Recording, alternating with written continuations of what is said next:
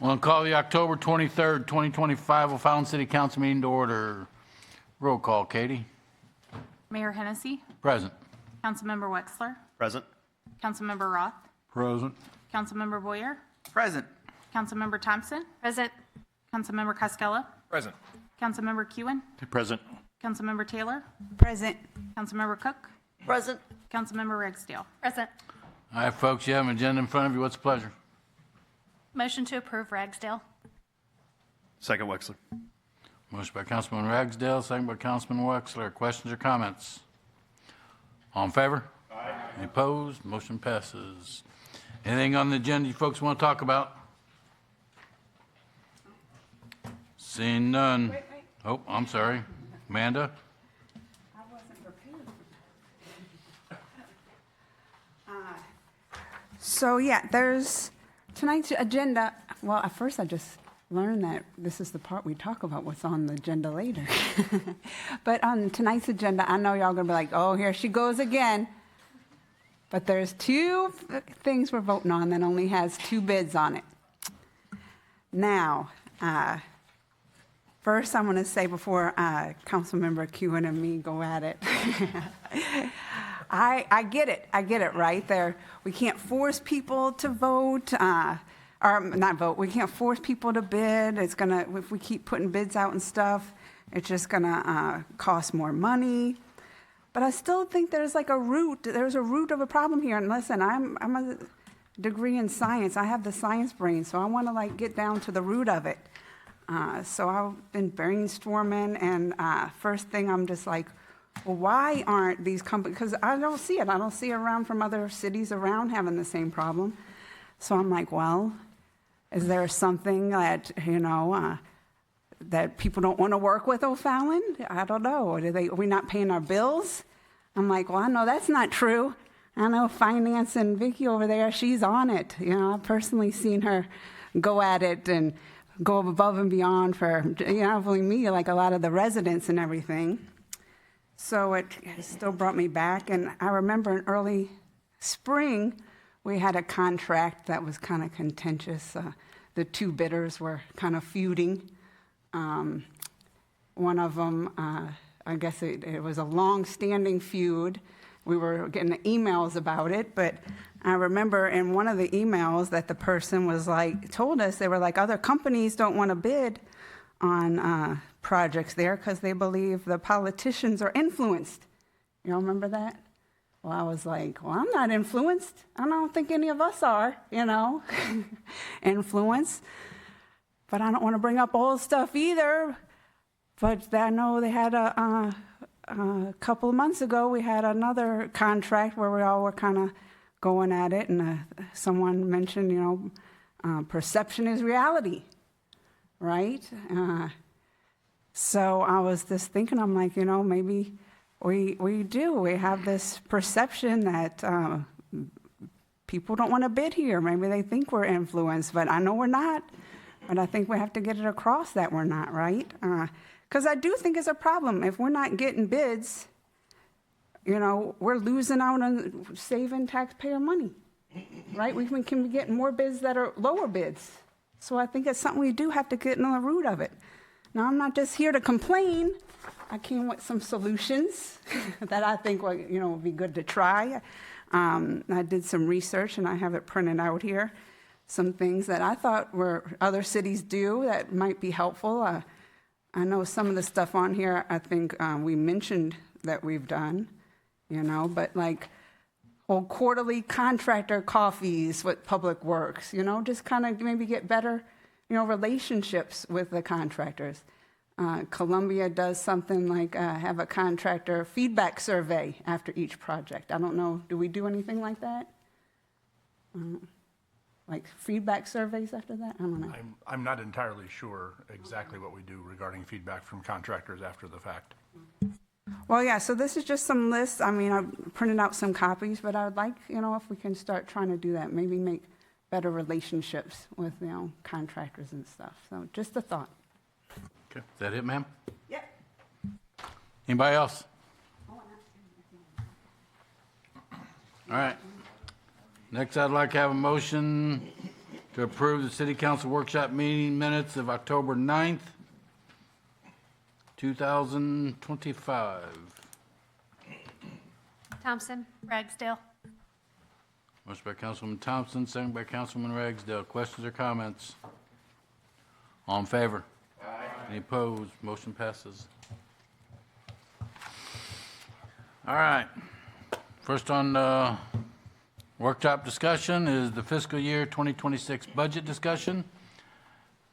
I know there was no questions from the council last week for staff to have questions answered, if I'm not mistaken. So, questions or comments on the 2026 budget for additions, deletions, or whatever? Ms. Thompson?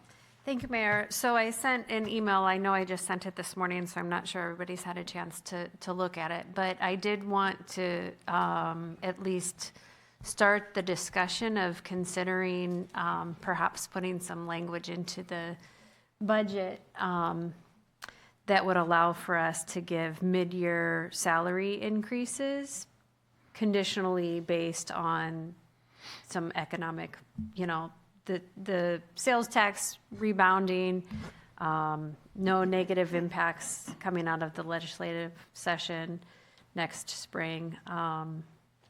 So yeah, I just wanted to start that discussion and see if anybody had any thoughts on that.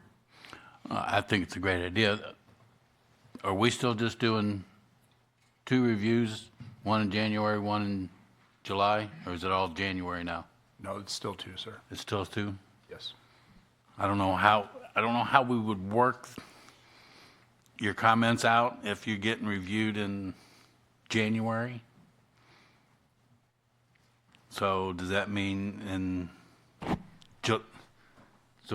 July, if everything's going well and yeah, we can afford the other 2% or whatever it is, do the people in January get that kick? Vicki, I just want to make sure we're. Yeah, and I just want to make sure too, when we adopt the budget ordinance, we have to have the line item budgets in there. So if we wanted to evaluate this at mid-year, I am more than happy to do that, or at any time you want me to, but I don't think we can put language in a current budget to adopt something that we don't have funding for. Okay. That makes sense. I just want to make sure, Mayor, that I understand are you talking about evaluating individuals' performance, the timing of evaluating individuals' performance, and whether they get the additional increase, or are you talking about evaluating the budget? Evaluating the employees' increases. So if I get reviewed in 1st of January, and right now, I get the 3% raise or whatever is in the budget. But if things come back well, does that mean I get the extra 2% or whatever we can afford to give the raise? So does that person in January get another 2% and the folks in July get the 5%? I don't know. Linda? I'll get with you, Vicki. I'm just wondering if this would be a mid-year budget adjustment to keep in mind with what Lisa's wanting, Councilwoman Thompson is wanting to talk about. Vicki? That is correct. I do think that would be a mid-year budget amendment, and if I could recommend, if we wanted to look at an adjustment of salaries, and if we're doing that based on the adjustment that we're moving our scale, we could look back at their December 31st salary. That's typically, if we were able to give an adjustment now, that's what we would do. We would look at the December 31st salary and adjust that salary just to make sure that it's even across the board and we don't have employees that are getting an increase, then we're giving them an adjustment on top of their increase when other employees don't get that same benefit.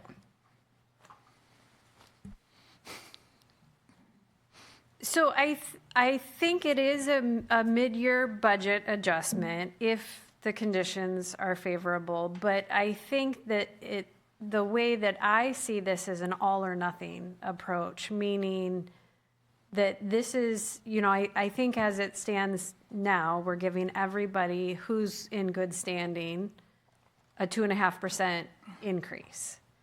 And so any additional salary increase or adjustments would be applicable to all of the people that got the 2.5%. So there would be no need to, I guess there would be a little bit of a need if somebody, was put on disciplinary action between January and July, then we may have to look at that. But this isn't about, from my perspective, it's not about individual performance evaluations, more so it's just sweeping sort of increases. So I think that what Vicki and Councilwoman Ragsdale are saying is that we just have to look at this again in July. So there's nothing that we should put into the budget right now. That is correct. Right now, with our general fund, we have an operating surplus of $6,900. You did give me enough time. I went back to look at the cost of what this would cost the city, so I would know what type of revenues I'm looking for. Citywide, this would be about $1 million. General fund only, it came out to about $620,000. So that's what I would look for. And I wouldn't look just at the sales tax, although sales tax is our biggest revenue source for the general fund. I could look at all of the general fund revenues to make sure that our aggregate revenue sources would be able to support this. So it could be that other revenue sources come in a lot better than what we're expecting as well. And then we could still consider it, even if sales tax doesn't come in well enough. So a point of clarification on that, the nearly $1 million that you suggested, does that include this initial 2.5% increase that we're giving right now and then everything else? Or that would be in addition if we would go another 2 to 3%?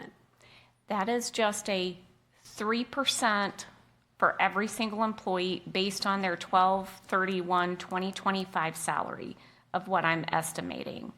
And that would be across all of our funds. It includes not just salaries, it also includes benefits, because anytime we give a salary increase, we have to pay FICA, Medicare, loggers, life insurance, and all of the other benefits too. So that would be the gross cost of what that 3% would hit the budget. Okay. And then I know that Mr. Snowden, you and I talked briefly about just Wentzville's situation and wanting to stay relevant and competitive in St. Charles County.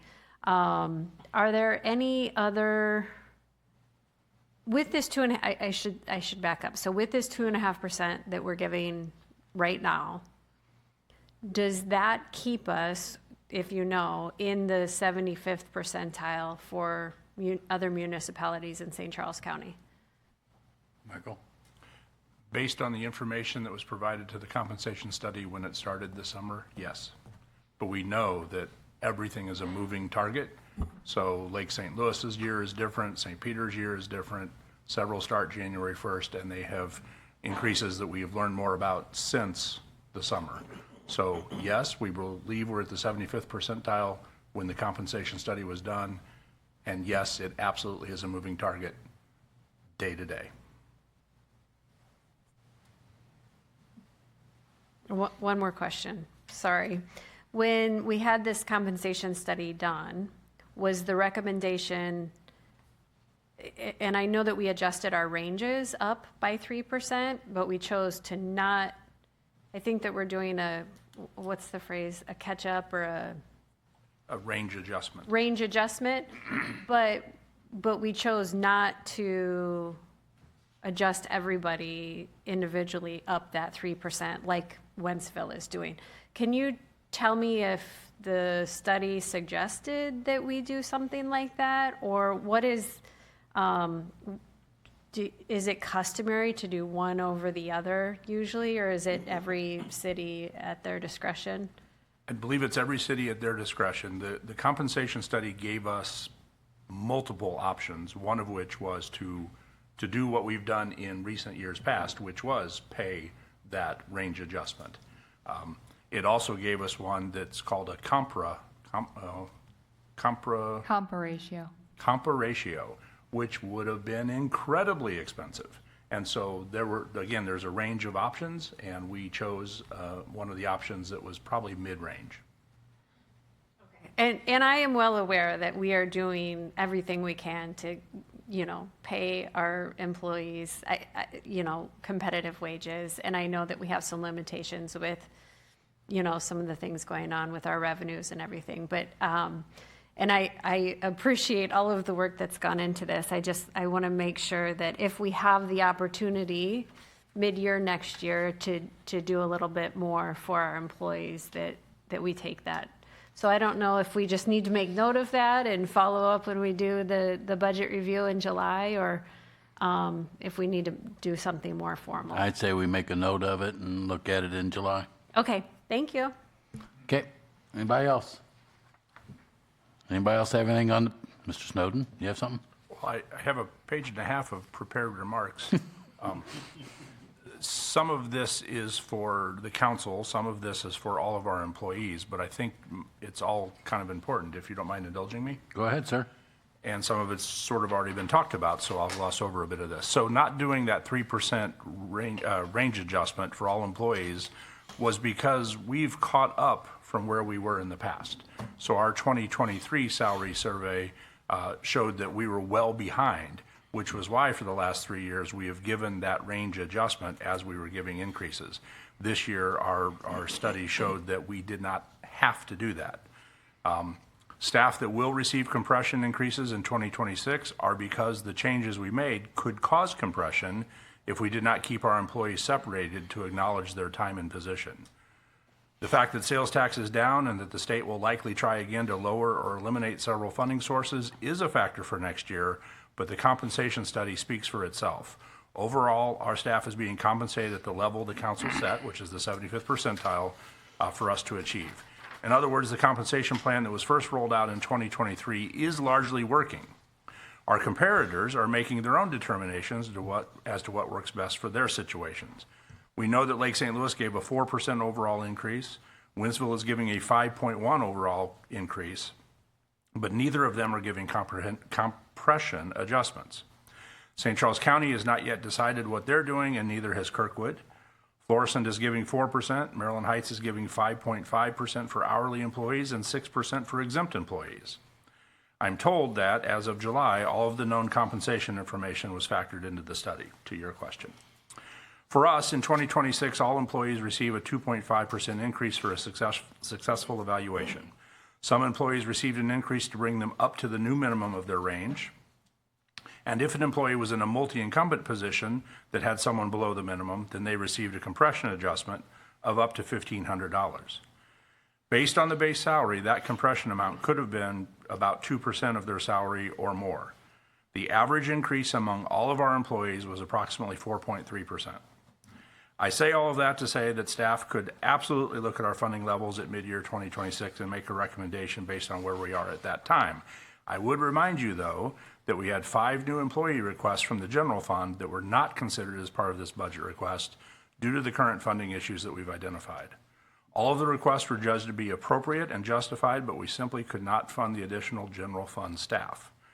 Therefore, I believe any discussion of additional pay at mid-year likely needs to start with whether we can afford to bring on the new staff members that were requested. Again, staff deeply appreciates that the council wants us to be well compensated, and we believe that what was requested is appropriate because, based on the compensation study results, but we acknowledge that the increase that was requested was on the lower end of the range that the study suggested. Therefore, I'd ask that staff be allowed to make a presentation around the mid-year point that analyzes all of our funding sources, where they're coming in at compared to budget, and factor in any decisions made at the state level that might be detrimental to the city, and then the council can determine what they wish to do at that time regarding new staff position requests and any potential additional pay. And that's all I had. Mr. Boyer? What's our turnover rate? What was it in 2025? We were at about 22% turnover for full-time staff. That does include retirements in there. If I pull those out, we're at about 14.2%. Okay. Anybody else? Anything else on the budget? Public hearing November 20th. 20th. Final reading and passage is in December. Okay. Going once, going twice. Done. All right. Next on the workshop is Noble Winds Art Bench presentation, Jenna Bachhaus.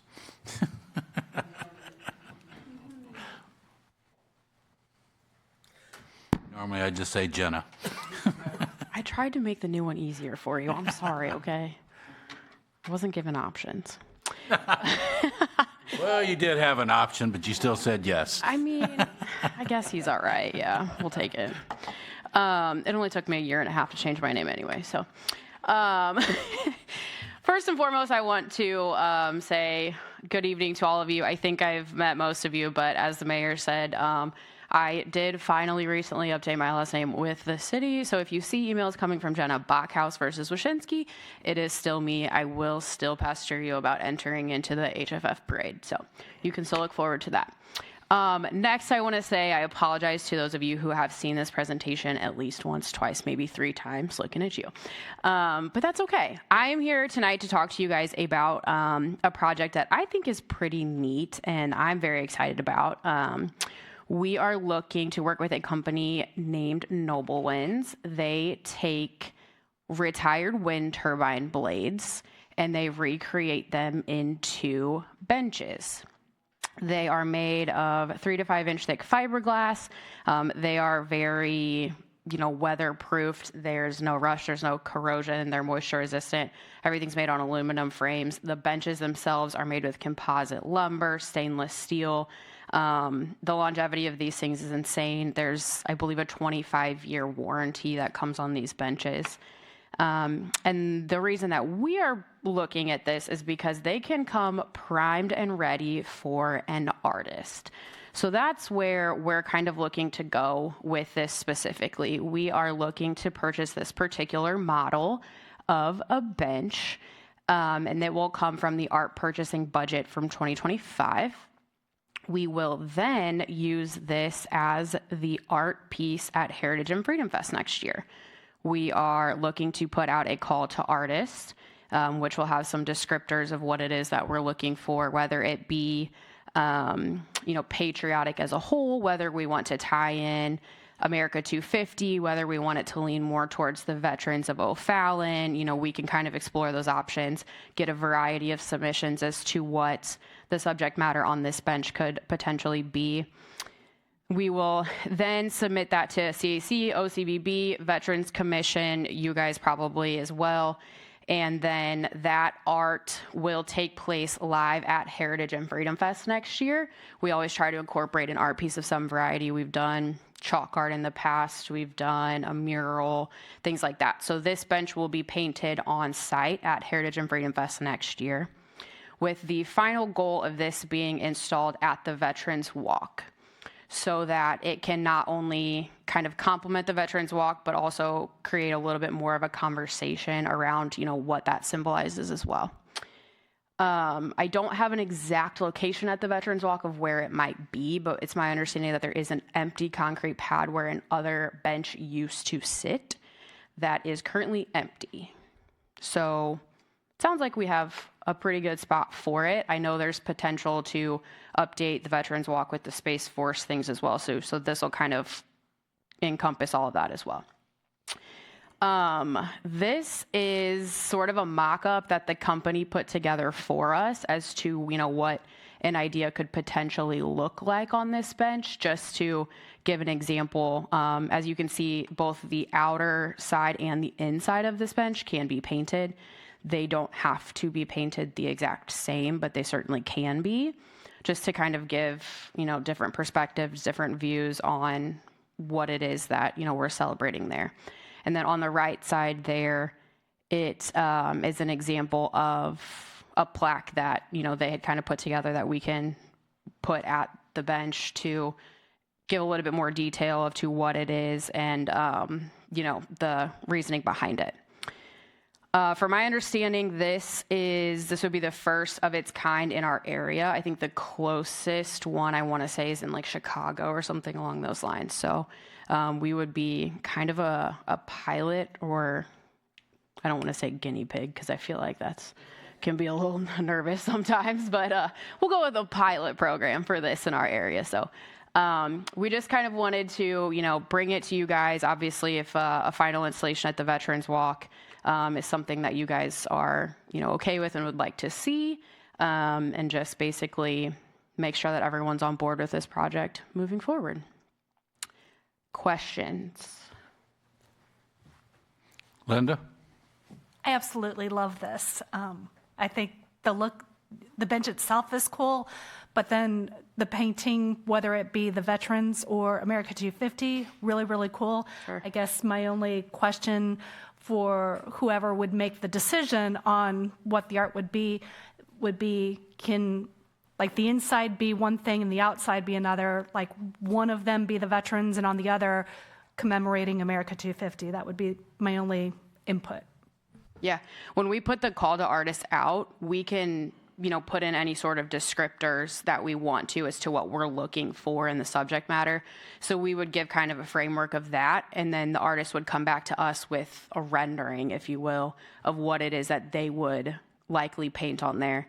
And then it would be voted on amongst the various, committees and commissions, and then we could go from there. So yeah, I personally like the idea of it being different inside and outside as well. That's what I would lean to.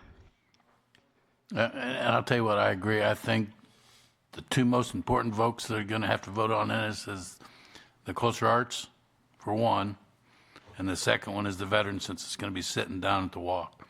So to me, those two groups have to agree on what's going to be on that bench. Agreed. Questions for Jenna? Oh, you're lucky. That's simple, huh? All right, kid. Thank you. Oh, okay. You don't need Jenna, right? Okay. Nope. All right, I'll get out of here then. So we're going to go back to the budget since somebody forgot something. So, Mr. Snowden? You get me all excited about raises, and then I lose my mind. So Mr. Bender wanted to talk to you about a slight but potential change to the budget request for project manager and engineering. Mr. Bender. Yes, sir. Good evening, Mayor and Council.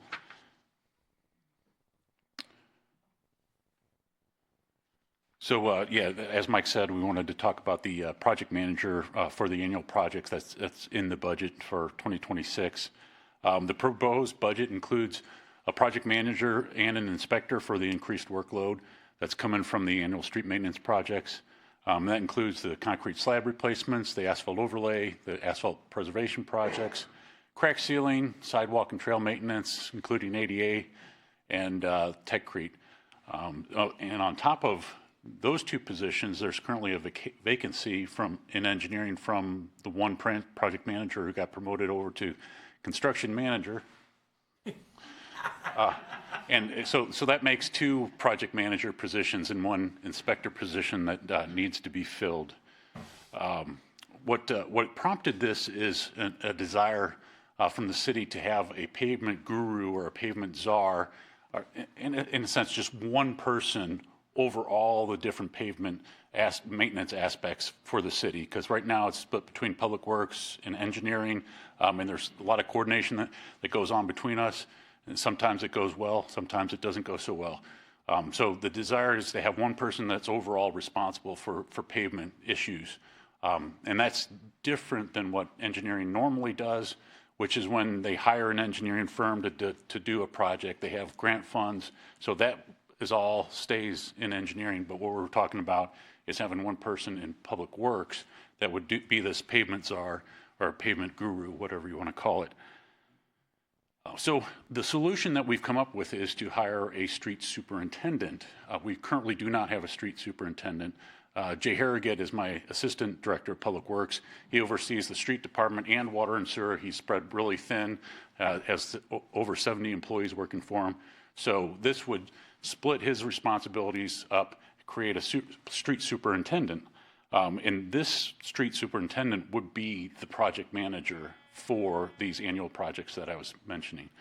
In addition to that, he would manage the supervisors within the street department. So overall, the street superintendent would be your pavement guru in charge of all things pavement maintenance and the projects and the in-house crews. So to accomplish this, what we're talking about, or what we're proposing is one of the project manager positions that I mentioned would be elevated to the street superintendent. And that by grade, that's about a 2% grade increase. Of course, HR needs to review that and weigh in on that. But then we take the other project manager position and reduce that, because one of the major labor source or need for these annual projects is inspection. That's where most of the hours go. So what we'd have is the project manager and the street superintendent, and then 2 inspectors to do the inspection. Structurally or organization-wise, this is what it would look like. The director of public works would oversee the assistant director of public works that has the water and sewer aspects, and then the street superintendent would report to me and oversee the current 3 supervisors and those 2 inspectors. All while managing the projects. The advantages here are that pavement maintenance would all be under public works and this new street superintendent position. There'd be less confusion with who's doing what. I know the confusion exists even at our level, but I'm sure it's confusing on your level and administration level and on residents. So this would eliminate all that. One point of contact for customer service. Street supervisors have the most knowledge about the city's streets, and this experience will be leveraged as part of that. So the street superintendent will be able to utilize the experience of those supervisors. With the grade changes that I was talking about, we looked at that, and it's a net decrease, no cost increase. It's a net decrease in the finances. So it doesn't change your budget to do this.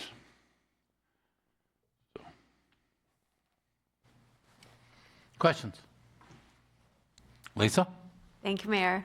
Can you go back to the org chart? So that's the proposed org chart, right? Yes. Yes, ma'am. Okay, and I'm very visual, so I'm trying to imagine the org chart as it is now compared to this, like side by side.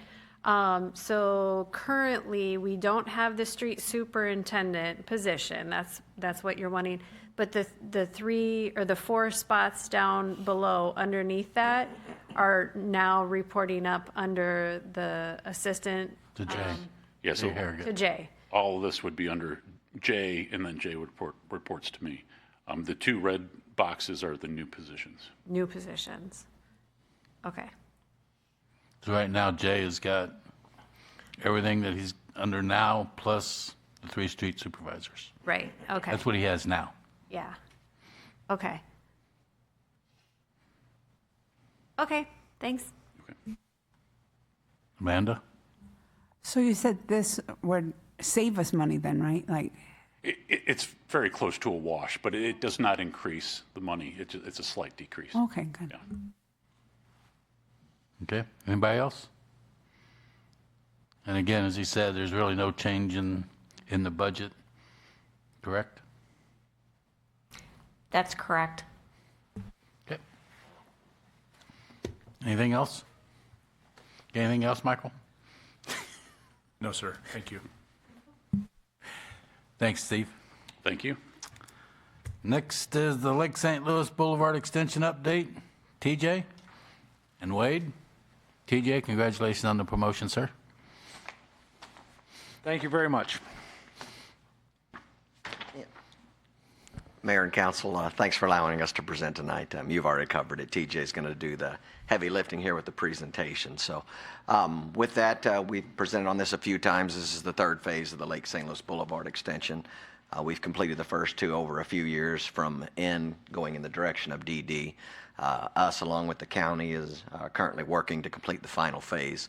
TJ will really get into the nuts and bolts and go over it, but this project's been in consideration for 20 plus years now, and it's finally coming into full view. So with that, it's very, and Councilman Costello or any of you all know that Southwest area is rapidly growing down there. Last week, the county was on the news talking about not approving a subdivision because they wanted to see infrastructure improved before they allow more traffic. So with that, we're trying to get out ahead of things and not get behind things, maybe like Highway N and things like that, to get in front before areas see a lot more traffic and get congested. So with that, I'll turn it over to TJ. Thank you all. Did I mess it up? No, where's it at? Did you put it on here? Yes, I'm gonna put it on there. No.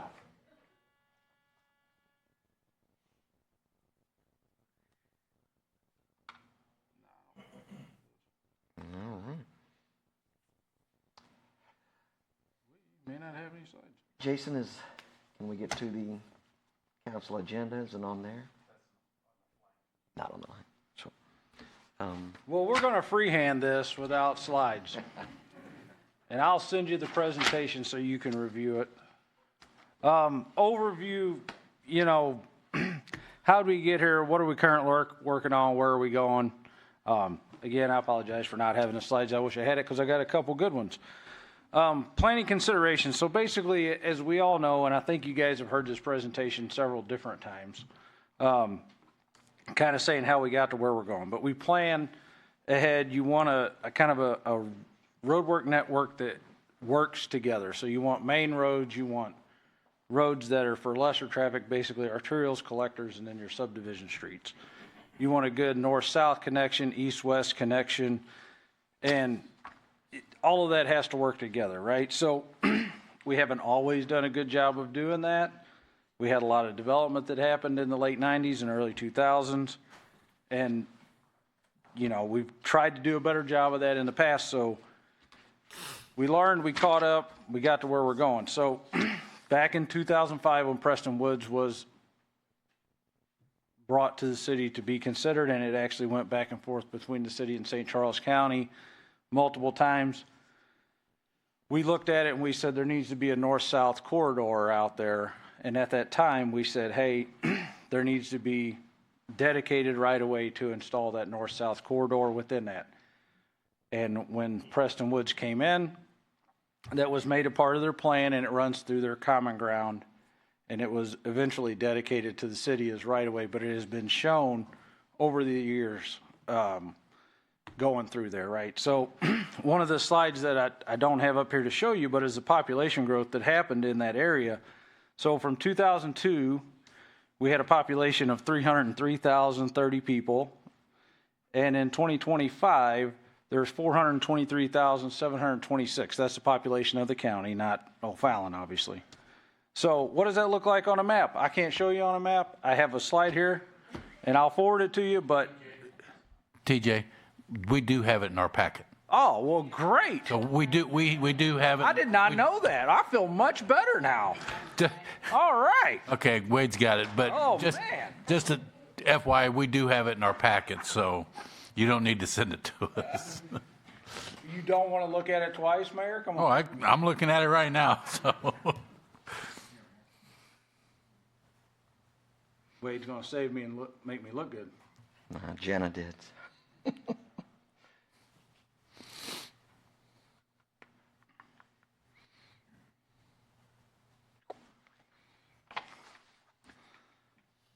Oh, there we go. This is the map I want to show you. So I think Wade presented this at one time and showed the population growth. So this is of the entire St. Louis metropolitan area. This came off of east-west gateways, population growth stuff. So this isn't something we created. They use it, right? So where is the most population growth in the entire St. Louis area? I think it's pretty obvious. You have this one little spot over by St. Charles, but most of it is right here. Where is the area we're talking about putting this road? about right here. Okay? So there's just a lot of stuff that's happened out there, right? So we're not only concerned about the residents that are out there now, but we're looking at, hey, what's going to happen in the future? How do we keep people, moving through the area throughout, as time goes and growth continues to happen. So on the next slide, you're going to kind of see what it looked like. Here's 2002.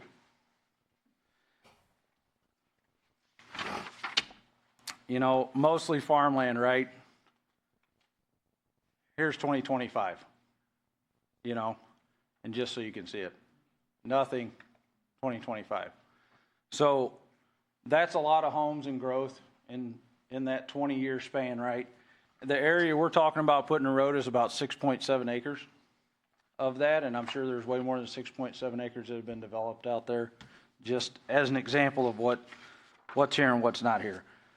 So traffic, I mentioned about making a good connection route through that. So this is also numbers. This is off of MoDOT's traffic management system map, the numbers at the top of this slide.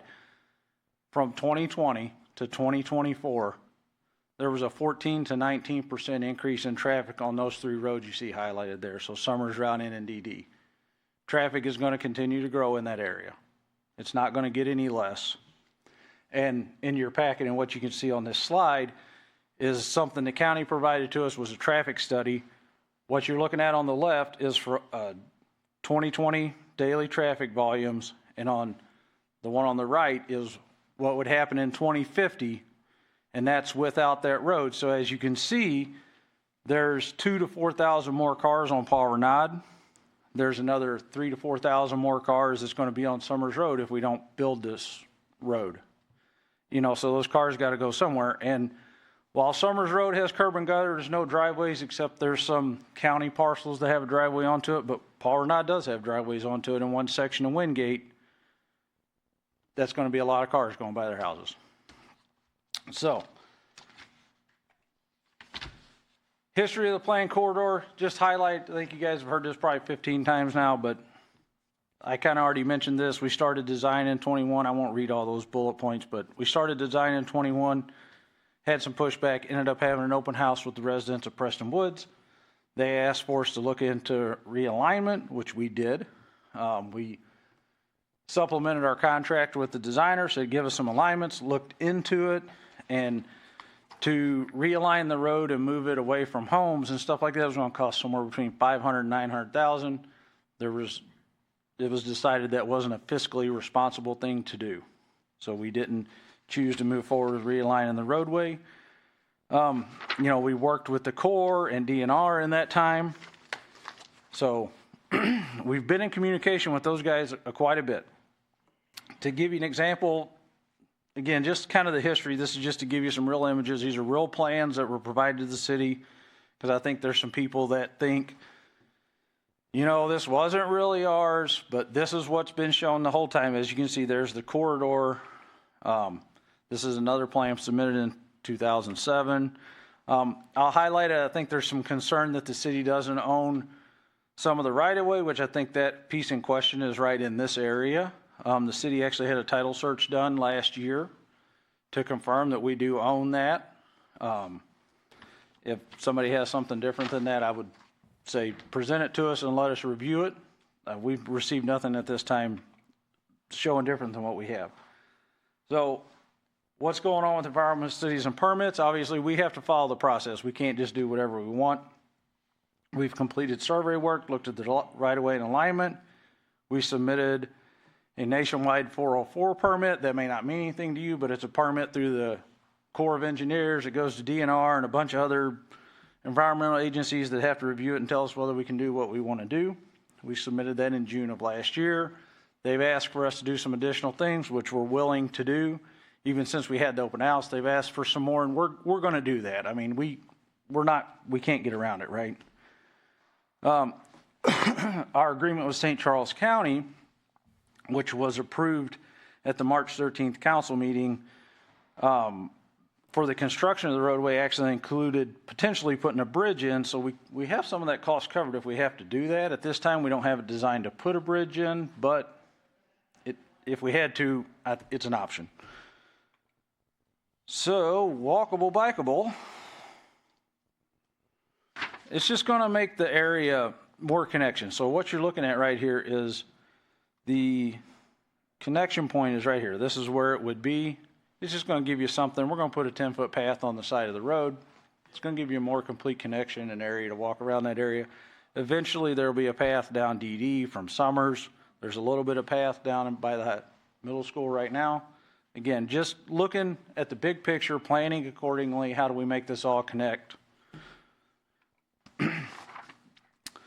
Current and future steps. We had an open house on September 23rd at O'Day Lodge. We had roughly 85 people show up to the open house. It was very productive. We had an online survey, and we had an option to provide input in paper there. Of the online surveys, there were about 59, and 19 of those were positive and for the project. I mean, that's about 30% of the people were saying they wanted it. I feel like that's a pretty strong advocacy for it. I know it's only 30%, but normally you only get the people that don't want it, right? So we're going to continue to work with the county and coordinate the two projects. We'll mitigate and avoid environmental impacts as much as possible. We're not here to destroy the environment or make things worse. It's just the nature of what we do, right? We're going to continue to design the rest of this year into 26. Right now, construction is anticipated for 2027. And one of the things I didn't hit on, Wade kind of hit on it, but I think the county is planning like 27, they're going to do Highway N reconstruction. And we just have a multitude of projects going on. Deer Road reconstructions down there. The county's doing Hopewell. There's a lot going on in that area. And you got any questions? Be happy to answer them. Yes, sir. Cascella. Thank you, TJ. Awesome presentation. And I was there at the September 23rd open house. Was able to hear both sides. Just confirming, you said there was roughly 85 were there. Yes. 59 filled out comment cards. That's just on the online. There was about 30 paper comments also.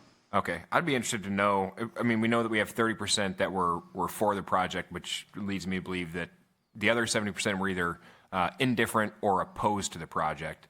The ones I spoke with the most, or the most outspoken, were definitely against the project for the impacts it has to the environment there and to the Preston Woods Trail.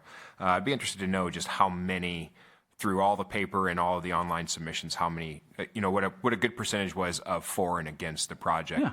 And then if we could break that into, I don't know if this is even data that we collect, but if they are residents of O'Fallon or residents of St. Charles County as well. I mean, as long as they provided their address, we could always look that up, and I can absolutely get you that information, and I can include the paper copies and provide a better breakdown. I mean, it was pretty much they were for or against. I don't know if there was anybody that was, say, indifferent.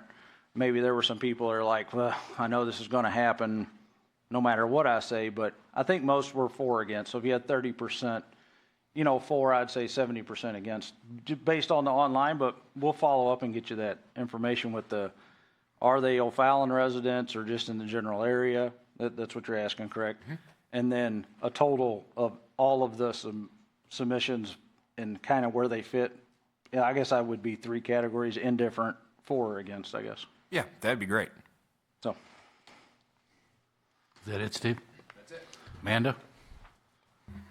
The road, and you mentioned maybe even a possible bridge. O'Fallon would be responsible for all that maintenance and everything, keeping it up? So there's the county, there's 2 projects kind of in that area. They're both going to be like St. Louis Boulevard Extension. Great question, by the way. So the county is building a bridge on their portion. They have to cross a creek, absolutely going to build it. We could potentially have one. Right now, we're not planning on putting one in. If it's on the O'Fallon portion, we would have to maintain it. I think previous comments here have been, we don't want to take the county portion over, and I don't think that's changed for anybody. So if it's on the O'Fallon portion, we would have to maintain it. You're welcome. Lisa? Thank you, Mayor. So are these 2 projects, you said that we're working closely with county, but it's 2 separate projects.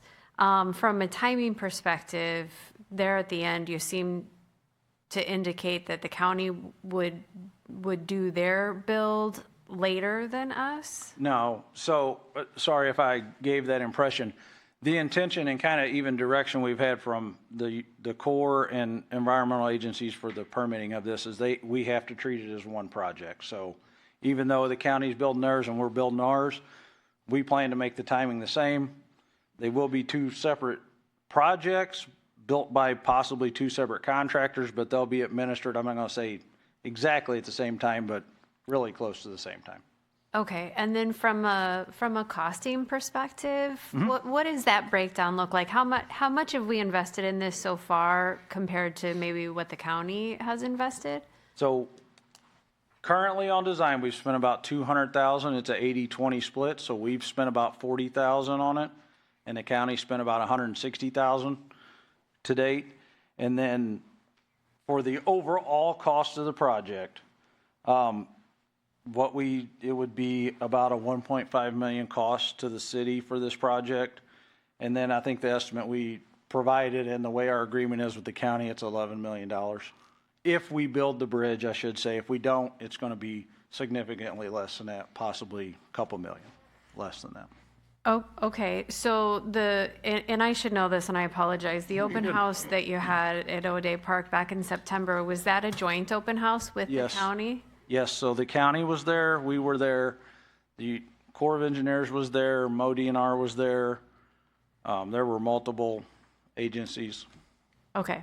Last question. No, you're I good. promise. So you said that the two projects are sort of linked together and that they have to happen at the same time. Is it feasible that either side, us or county, if one of us decided to not do this project, is the whole thing killed, or can still half of it proceed? I don't know if I'm the person to answer that question, I was but just curious. I don't think it would make sense to build half of it without knowing that the rest of it was going to get built. Okay. Would be my answer. Wade, do you agree with that or have a difference of opinion from that?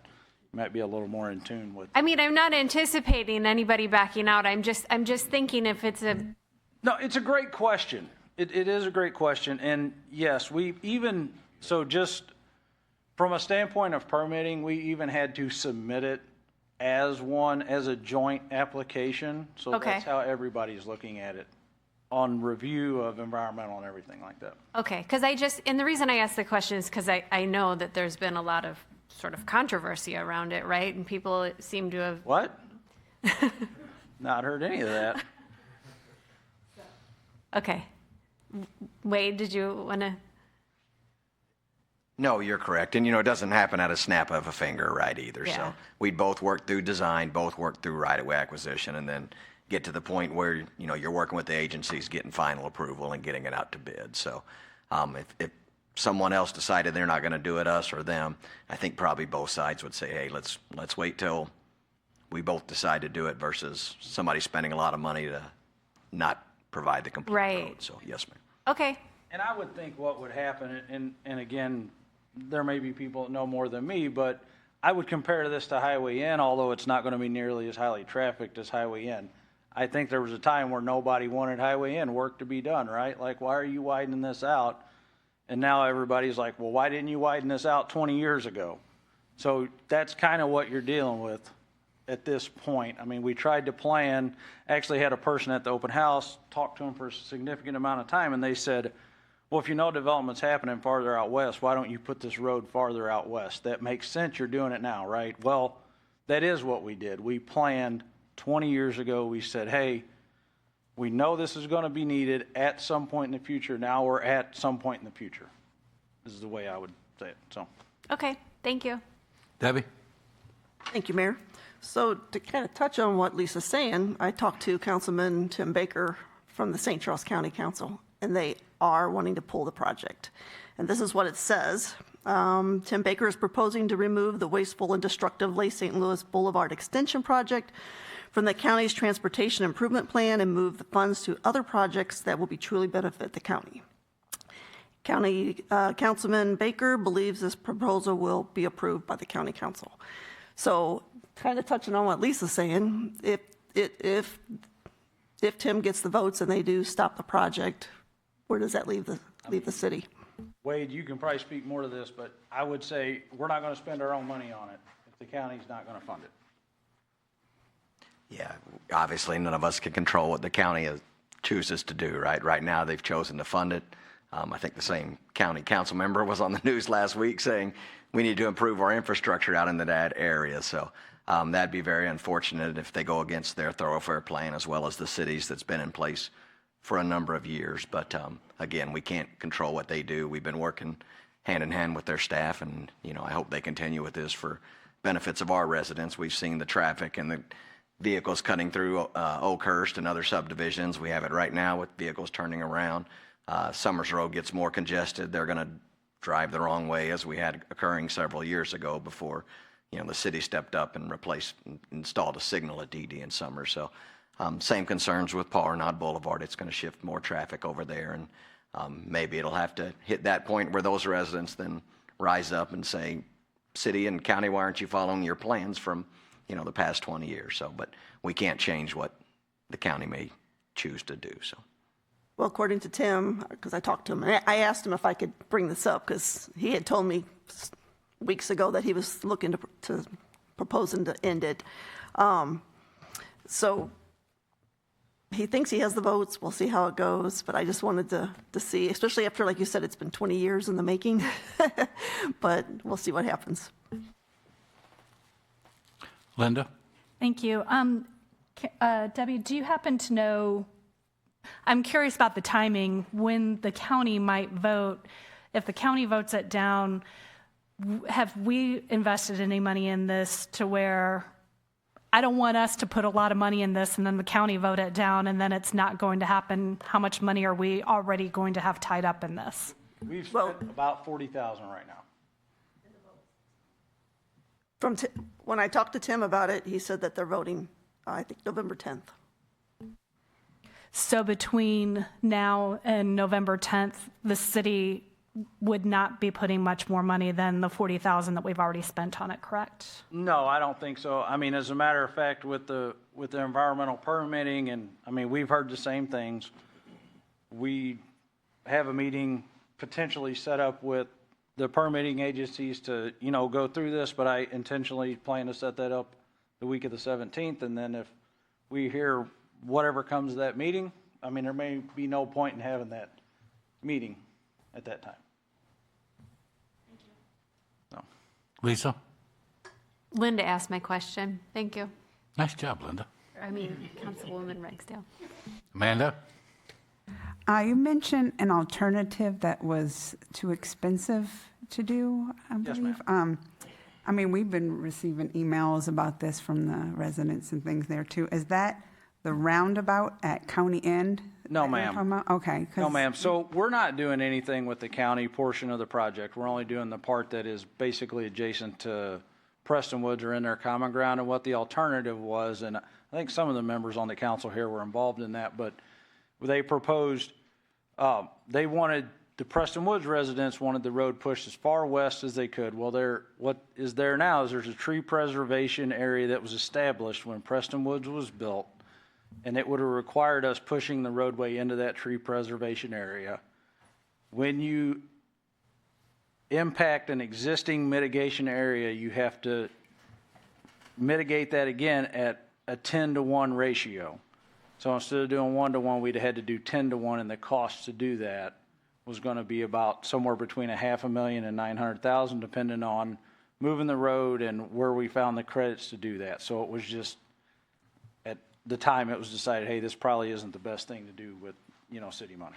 Yeah, just to hit on that a little bit more, when Preston Woods was being developed, they were taking out habitat, they were taking out wetlands and environmental areas. So they planned this corridor through there as part of their permitting when they applied to develop their subdivision. So as part of that, they mitigated the areas outside of where this planned roadway corridor was. So in moving it over, we would disturb, as TJ said, that area that was mitigated. So if you look at this picture I just pulled up to answer your question, ma'am, so you see the roadway corridor right here, and what is on either side of that is what's called a temporary construction easement. And on this would be the west side where it says common ground right here. outside of this area is where that tree preservation area was established intentionally outside of that temporary construction easement, so it would not have to be bothered in the future to build this roadway. That it, Amanda? Steve? Thank you, Mayor. My final question. So this is going to tie into the roundabout at Highway N and Dyer Road. Yes, sir. This getting canceled, does it affect that improvement that's much needed for the Deer Road intersection at Highway N? I am not sure what the county is doing with that. I mean, if they cancel the Lake St. Louis project, I would assume cancel that one leg, but I don't know what they would do with that roundabout. I don't know if it would get built with a different project or how they would handle that. I think We that's can a ask. question that needs to be asked for sure, because I know that this tied to that. Yes, sir. I'd hate to see that project be set aside because this one ends, but if it's something we need to put pressure on county or something to make sure that gets completed, I'd love to see that still happen. Anybody else? Thanks, gentlemen. Thank you so much for your time, council. Okay. Any other items for consideration? Seeing none, I'd like to have a motion to close sessions. Text 610-0211, legal action, cause of action, litigation involving public governmental body, and any confidential or privileged communication between public governmental body as representative of its attorneys. 610-0212, leasing, purchasing, or sale of real estate, and 610-0212, sealed bids and related documents. Until the bids are opened, and sealed proposals or related documents or any documents related to negotiated contract, until a contract is executed or all proposals are rejected. Lawyer had to write that. Ragsdale. Motion by Ragsdale, second. Thompson. Second by Councilwoman Thompson. Roll call, Katie. Councilmember Ragsdale? Councilmember Cascola? Yes. Councilmember Roth? Yes. Councilmember Kewen? Yes. Councilmember Cook? Councilmember Thompson? Yes. Councilmember Boyer? Yes. Councilmember Wexler? Yes. Councilmember Taylor? Yes. No further business. Will be up in the community room at 6:40.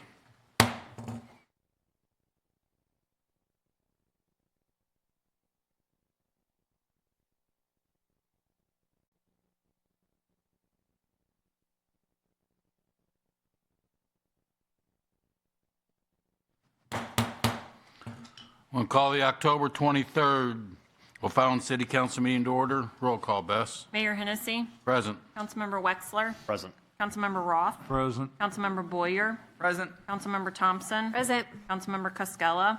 President. Councilmember Kewen. Present. Councilmember Taylor. Present. Councilmember Cook. Councilmember Ragsdale. Present. If everyone please stand for the invocation by Randall Lee, Assistant Pastor of the Lighthouse Church, followed by the Pledge of Allegiance led by Councilmember Ragsdale. I normally don't make any kind of statements before prayer, but before we started tonight, someone come up to me and asked that in the invocation if we would include, they had a prayer request to also pray for the traffic situations that have been on Interstate 70 and 64, accidents that have taken place, families that have been impacted by that. So tonight in the invocation, I may include that within the prayer and just wanted to let you know why. So, Lord, we thank you right now for this time for us to come together, for the opportunity that we have, Lord, for the freedoms that we have within our nation, within this city. Lord, to be able to come in a setting like this, Lord, before our city council. And Lord, we thank you, God, for our mayor, for the council members, for every member of the staff of the city, the leadership of the city that you have put in place.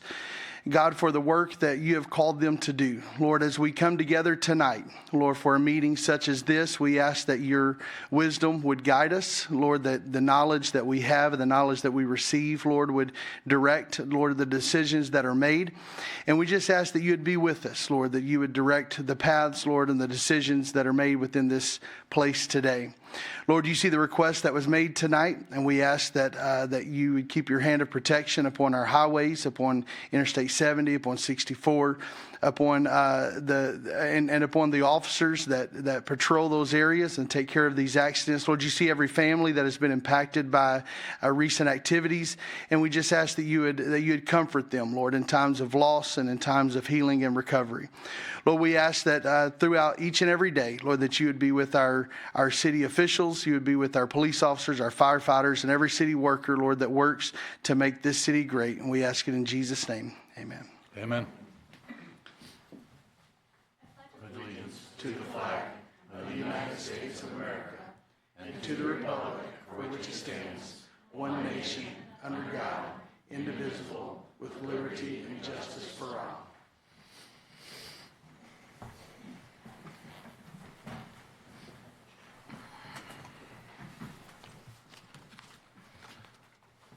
Folks, you have an agenda in front of you. What's the pleasure? Motion to approve Ragsdale. Second Wexler. Motion by Councilwoman Ragsdale, second by Councilman Wexler. Questions or comments? All in favor? Aye. Any opposed? Motion passes. We have a few things on the presiding officer's report. Chief?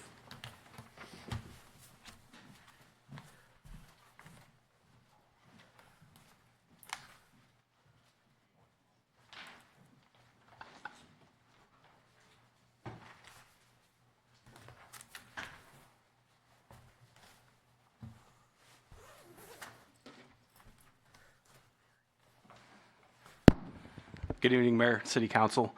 Tonight, I'd like to introduce the newest member of Team OFallon. I'd like to introduce Officer Brandon Gonzalez, who is also joined by his wife, Kylie.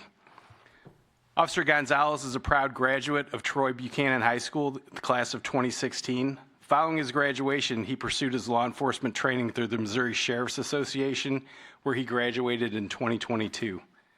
Officer Gonzalez began his law enforcement career with the Lincoln County Sheriff's Office, where he served as a deputy and took on additional responsibilities as a canine handler, a corporal, and a member of the department's honor guard. His professionalism and dedication to service have been evident in each of these roles. Outside of his career, Officer Gonzalez enjoys spending time outdoors, particularly riding side-by-sides and hunting. He and his wife will celebrate their 5th wedding anniversary at the end of this month, marking another meaningful milestone in their lives. Tonight, we are honored to welcome Officer Gonzalez to Team O'Fallon and the O'Fallon Police Department. Happy anniversary, and we look forward to the positive impact that he will have on our community. Congratulations.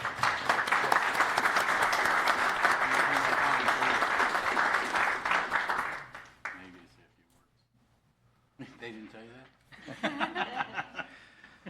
Well, I'm Brandon. It's nice to meet everyone. I just want to take the time and appreciate and thank everybody for giving me the opportunity to be a part of O'Fallon's community.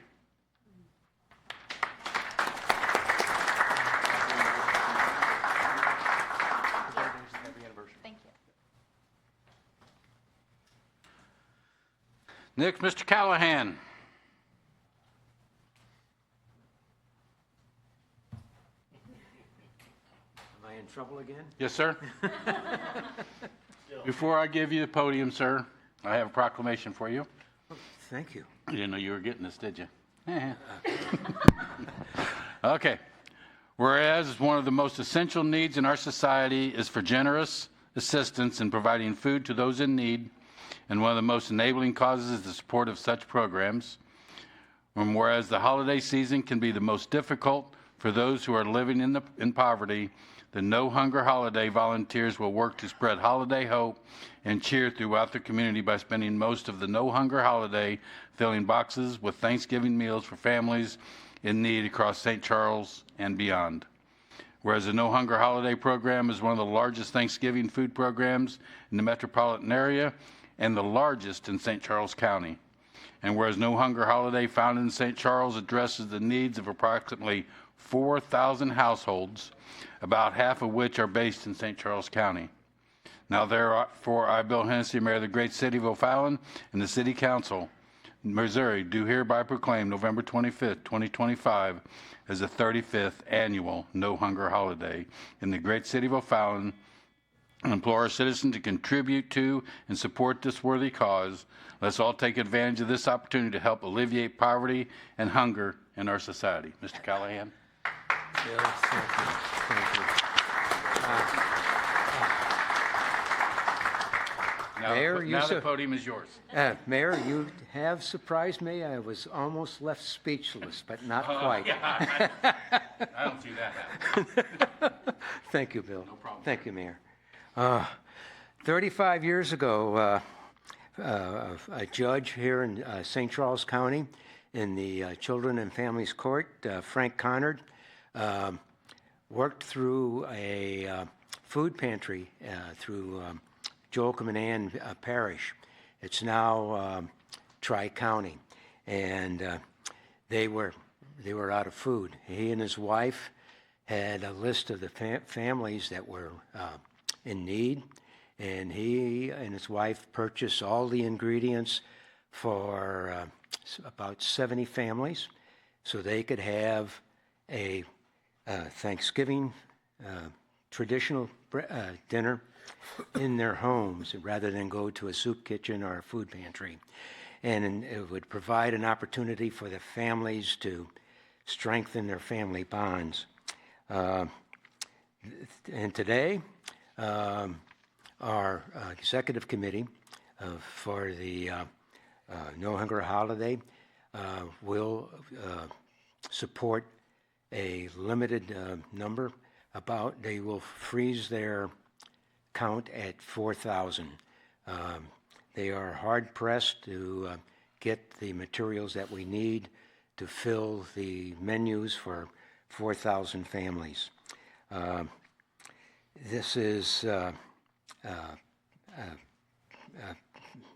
operation that really does not cost the recipients anything. No one in this organization gets paid. You don't even get gas money. You just go out and ask for frozen turkeys and money. And that's what we need.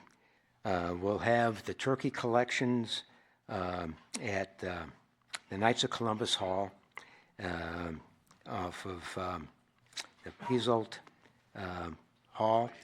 And it's 50, I got to put my glasses on. Yeah. I wrote this down and now I can't read it. Send help, Mayor. It's the Knights of Columbus Piezolt Hall at 5701 Highway N in Cottleville. And a freezer truck will be on site to take all of the 12-pound frozen turkeys that we will collect. And it starts 20 November, Thursday, 4 to 7 p.m. Same times on Friday the 21st. Saturday the 22nd of November, 9 a.m. to 3 p.m. And a late night, 6 p.m. to 7 p.m. Sunday the 23rd, 8 a.m. to 3 p.m. And then Monday the 24th from 4 to 7. And then the main event, what I call Chaos Day, where all the volunteers come in, and there are 2 production lines set up to fill boxes with a 12-pound frozen turkey and 11 other menu items, most of which I can't recall at the moment because you took the wind out of my sails. But we need it, and the children and families in need it. Thank you. Thank you, Mayor.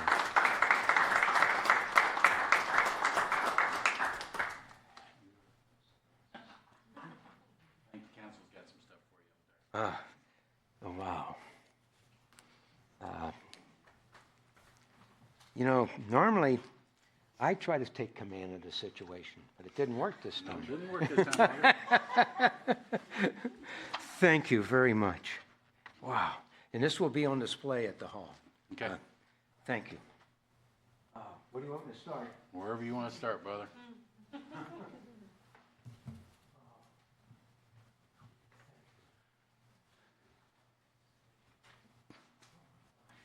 Tell you what, while John is going around collecting, I believe we have a video for you guys to see. So while John's over there collecting, we're going to start the video, and then we'll have Rachel Page come up with the O'Fallon Chamber.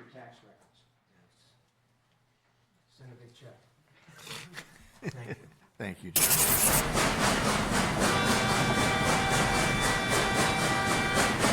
The railroad is an important feature in the history of O'Fallon. Nicholas Krekel, the city's founder and first station agent, saw to it the railroad was integral to the economic expansion of 1850s O'Fallon. Our friends at the O'Fallon Chamber of Commerce and Industry, folks who would know a thing or two about commercial progress, have honored that history with the second annual Rail District Festival in Civic Park, just steps away from the historic Krekel Depot. The fair was packed with activities, vendors, and families taking in the fine weather. As a chamber, we have always been really excited about Main Street O'Fallon and what it can offer our residents. And last year, we were looking at planning an event in the Rail District area, and that's where the Rail District Festival came to be. Yeah, so the train that goes through the area a few times a day is why we call this area the Rail District. We have some amazing businesses in this area that we want more and more people to know about. Attractions included a performance from My King Studio of Dance,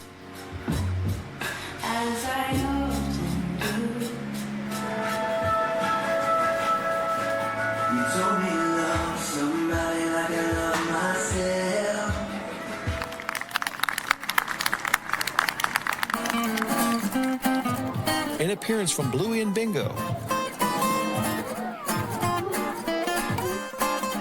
along with the return of the innovative Baby Crawl Race.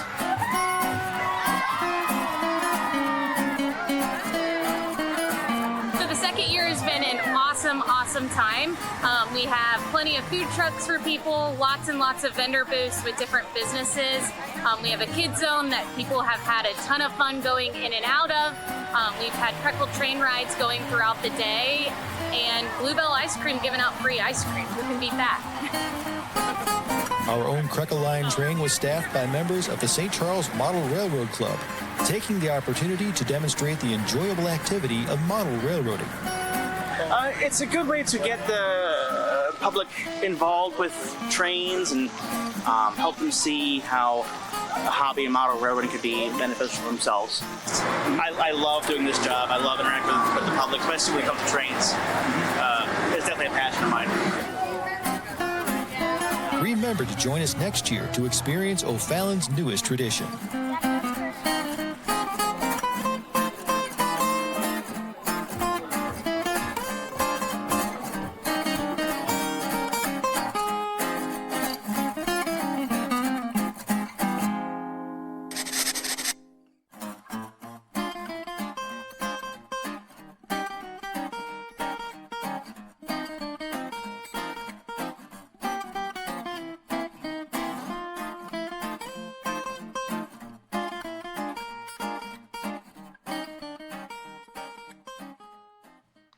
All right, before we bring Rachel back up, Mr. Callahan has a few more words. Thank you all. The need is great, and you have helped to meet the need. Hunger is a problem for the very old and for the very young, and that's my issue, to make sure that they have food to meet the need. Thank you again. Thanks, Thank you, Bill. Rachel?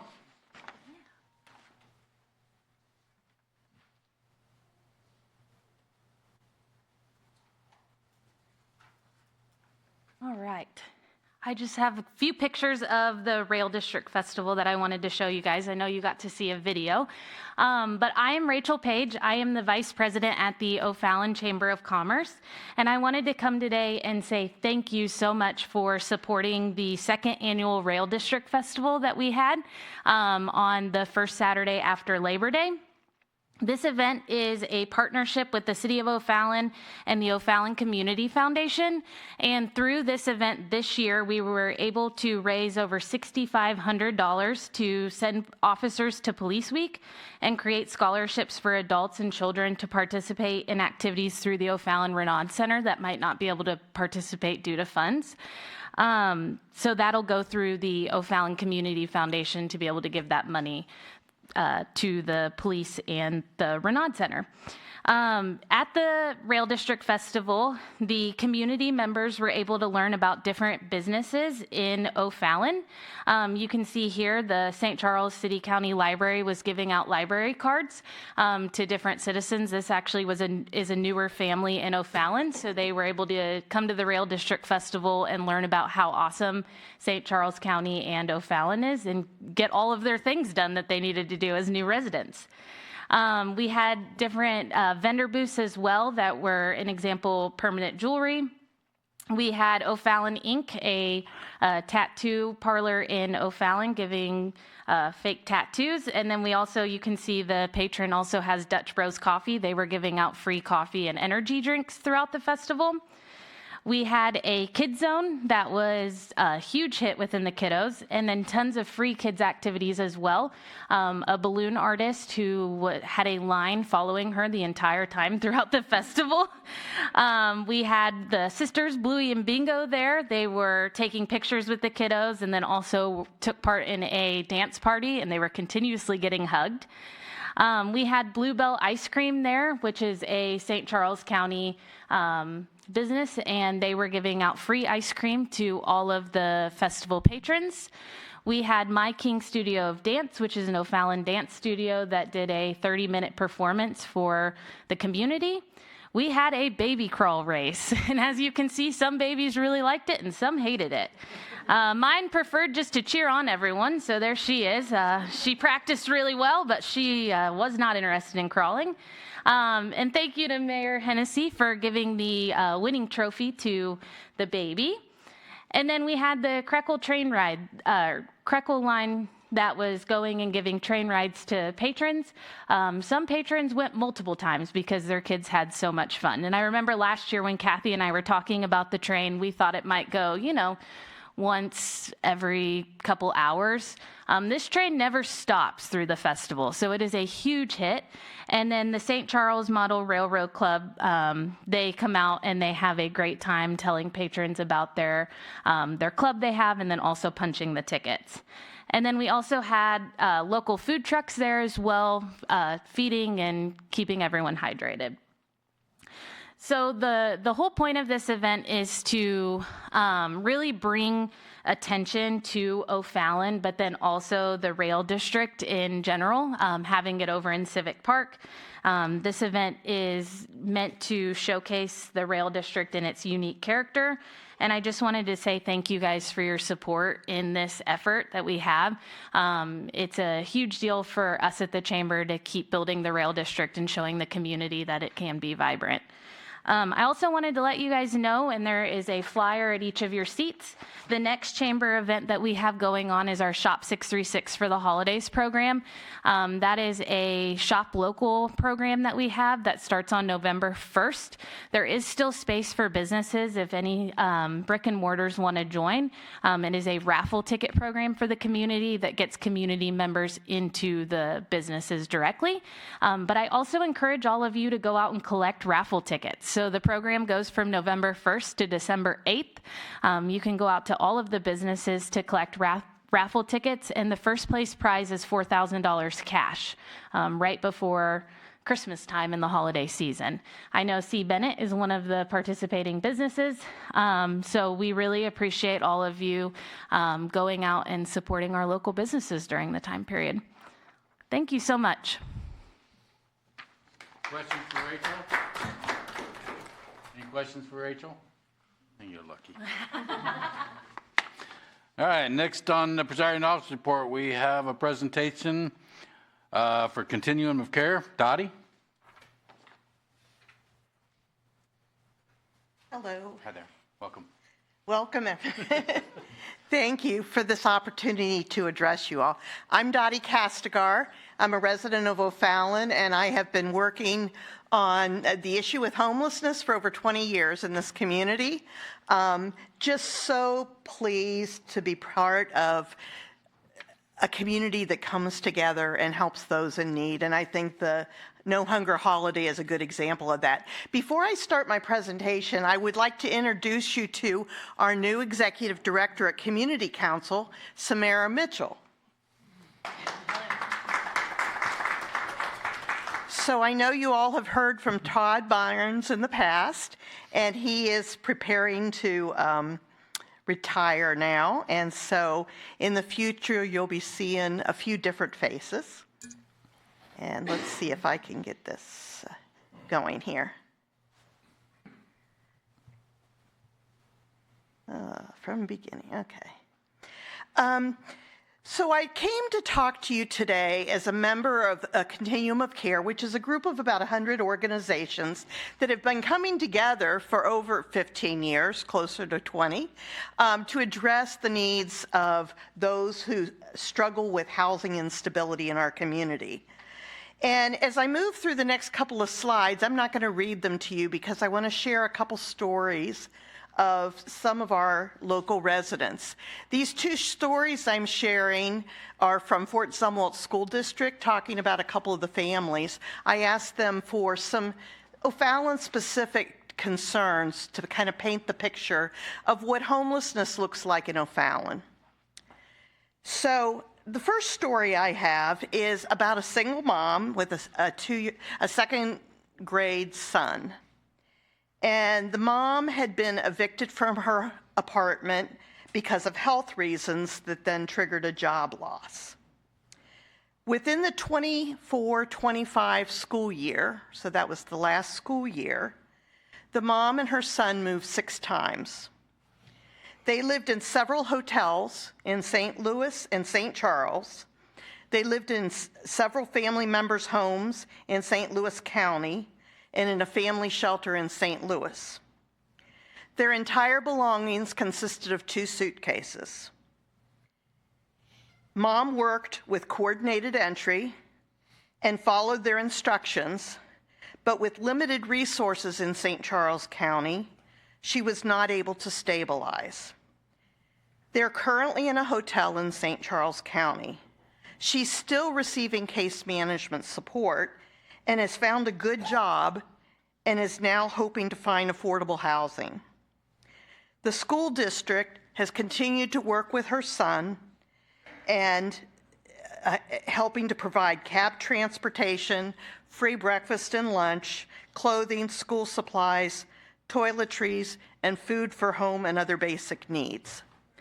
With our Salvation Army shelter closed, this is one of the families that previously would have been sheltered there while we were trying to help stabilize the family income situation.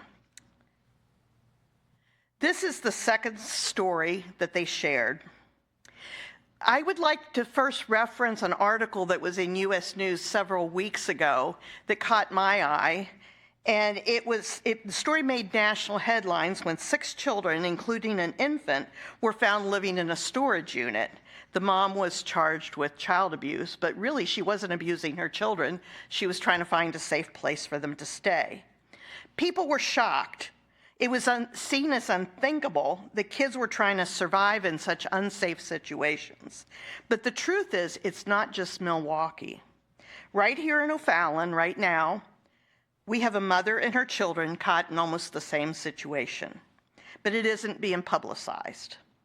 The mom has 3 elementary school children in the 3rd, 4th, and 5th grade. The family became homeless at the end of September due to job loss and some money from mom being stolen. Mom reached out to coordinated entry. The family was staying in a combination of a storage unit and their car. Due to colder temperatures, a family member paid for 1 night in a hotel. Coordinated entry gave mom resource information about crisis nursery, and the children went there while mom continued to stay in her car or the storage unit trying to find some place to go. The school districts continues to try to keep those children in school, but it's a challenge to help students maintain consistent school attendance when there's no consistent, safe place for them to sleep at night.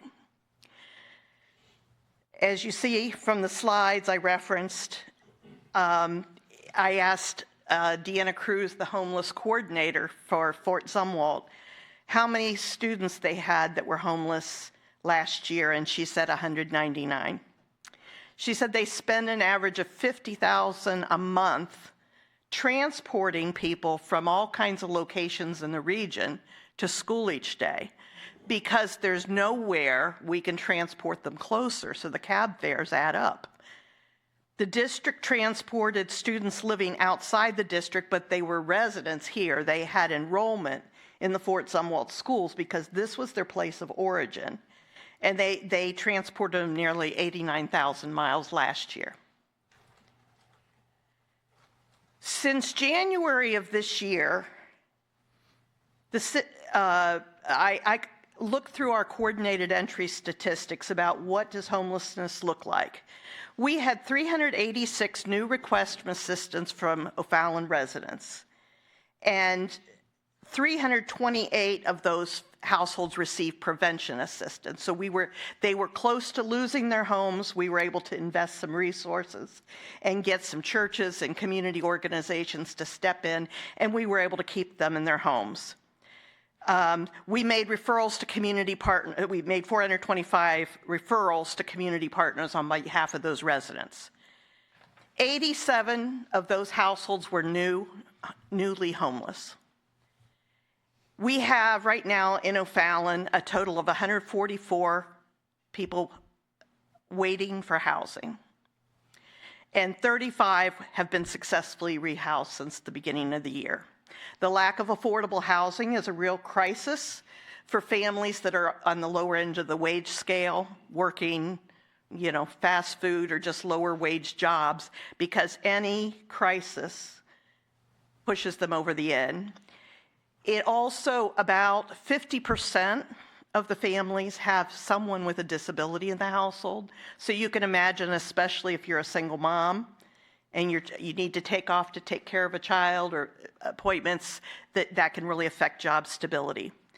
It takes an average in this community of 9 months to successfully rehouse a family once they've become homeless. We need your help to keep families safe. We've reached a crisis point that the system's getting to snap. I'm going to share a little my 20-year history. When I first did my homeless count back in 2004, I counted 47 homeless folks in the county. From 2024 to 2012, I saw an exponential rise of homelessness across the county. We had a lot of folks coming out, settling because of the growing economy. But during that time, we also had the economic downturn around 2008 to 2012, where we had the mortgage foreclosure crisis. All that increased, and at one point we had hundreds of families living in motels. People thought the safety net would be there for them, and they were kind of surprised that it wasn't, and I think it's kind of increased with the polarization of our community. Then from about 2012 to 2023, we saw great success. All those systems we put in place were working. We've been outperforming everybody in the state. We're a model. The combination of our coordinated entry process and all of our churches and community partners working together, we were driving those numbers down. Even through COVID, where the system was trying to push the numbers up, we were able to keep low because of the infusion in some dollars. This is really an economic issue. Homelessness follows the economy. Then in the last 2 years, we've begun to see that rise again. But I'm out of tricks. I'm out of efficiencies in the system. I can honestly say we have one of the most efficient service systems in the United States. We do more with less dollars than anybody. But at this point, it's an affordable housing issue, and it's a crisis stabilization issue economically for families that are living on the edge. So what do we need? Right now, we have our emergency weather response program that operates when the temperature is below 20 degrees overnight. And that is provided, basically churches open their doors, they agree to a schedule where they're on call if the temperatures drop, and they open their doors and they take in folks. I think I passed out a St. Charles fact sheet that said how many people were sheltered, because I have trouble remembering all the statistics. And that's work, but that was never designed to be a family sheltering solution. It was meant to be those folks on the street that we know have a lot of issues and maybe wouldn't function as well in a sheltered situation. And the intent was to keep people from dying on the streets. As long as we've operated that program, we've been successfully prevented deaths, which is huge because people were dying in our community before that.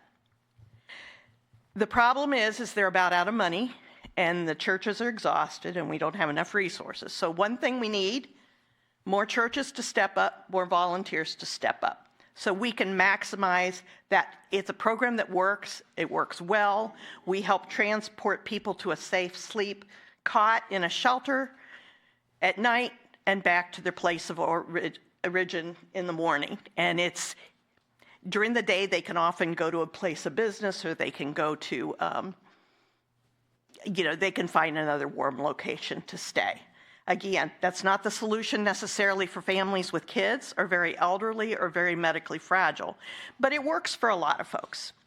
What we've done since the Salvation Army closed, because we thought it was a temporary closure, was we were able last year to generate some hotel funding. We had about $8,000, and our coordinated entry staff, when they talked with a family that was going to make them lose sleep at night, that family with young children sleeping in the car, and it's cold, and there's a snowstorm coming, and it's 30 degrees, and they're going, these kids aren't safe in the car, we'd put them in a motel, a couple nights up to a week. We had... and then we just offer street outreach, and we work with them. We brainstorm about, do you have any family or friends or anybody you can stay with?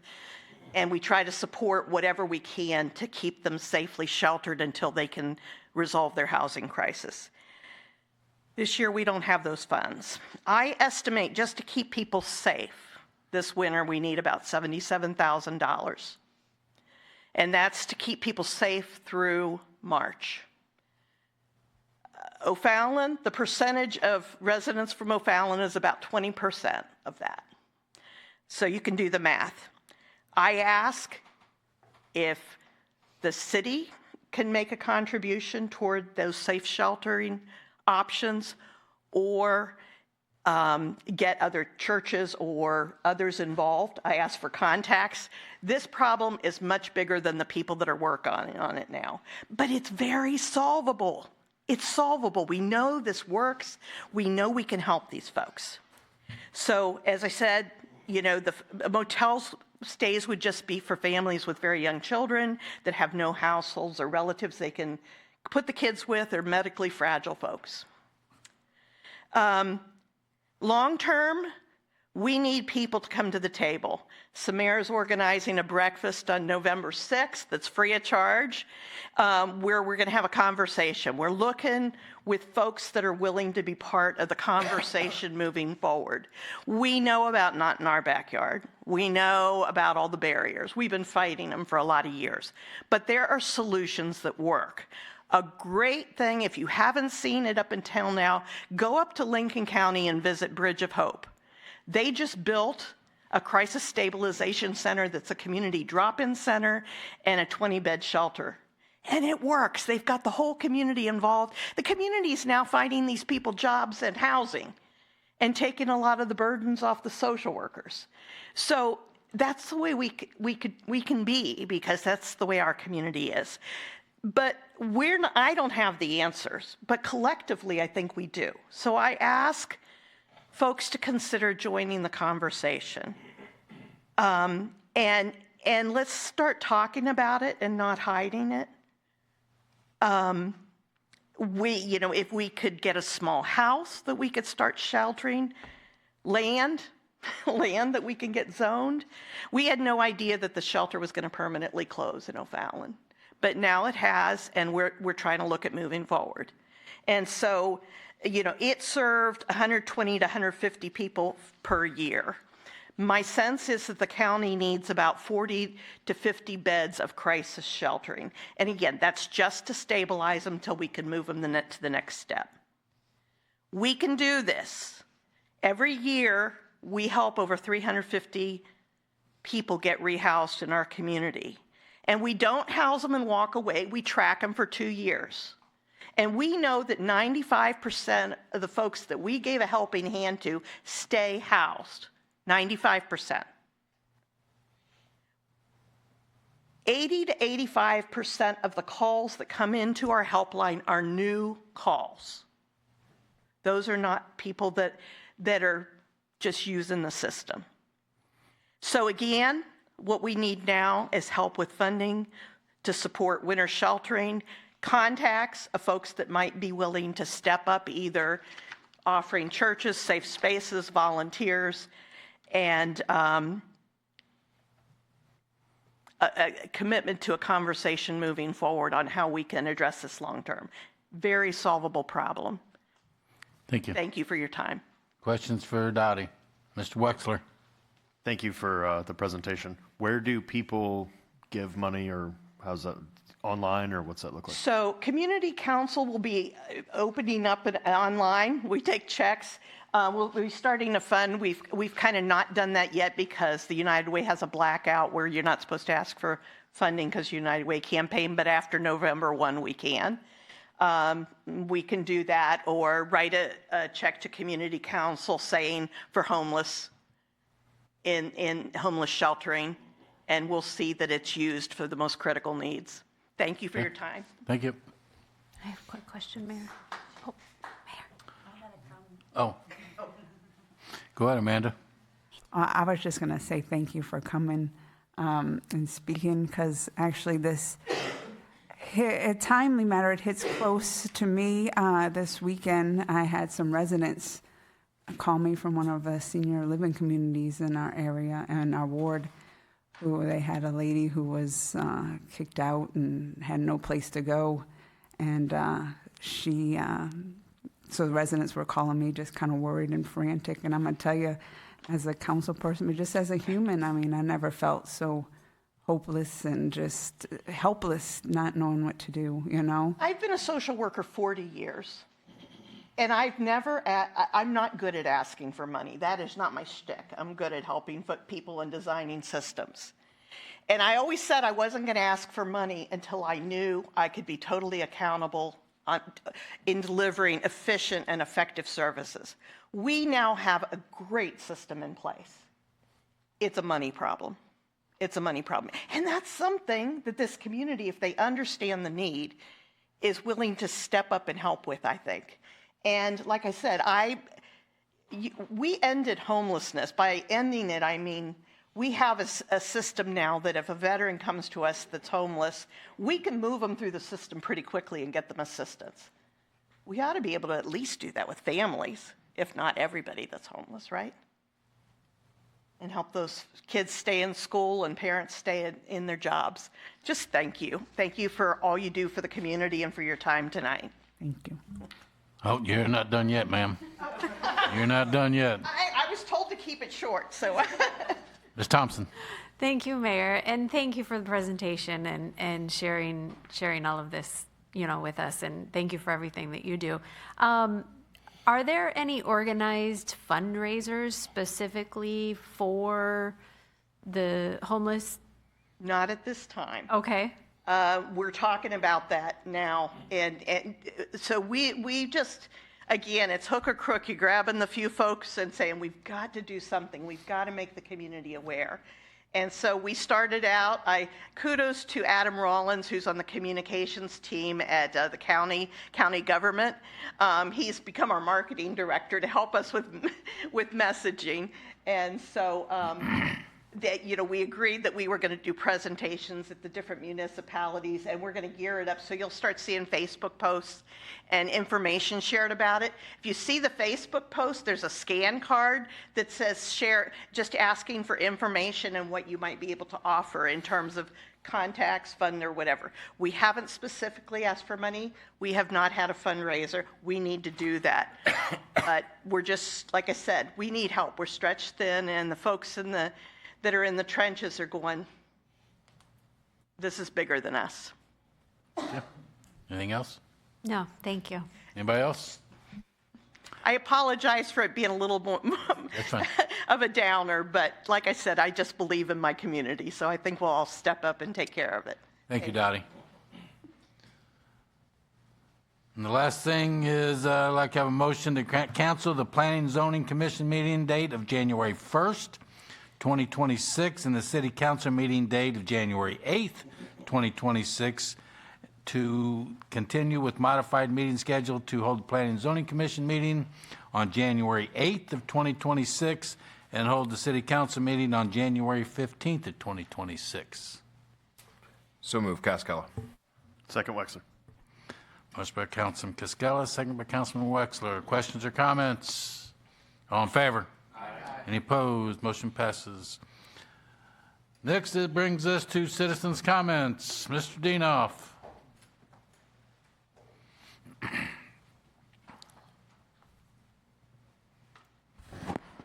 Good evening, members of council.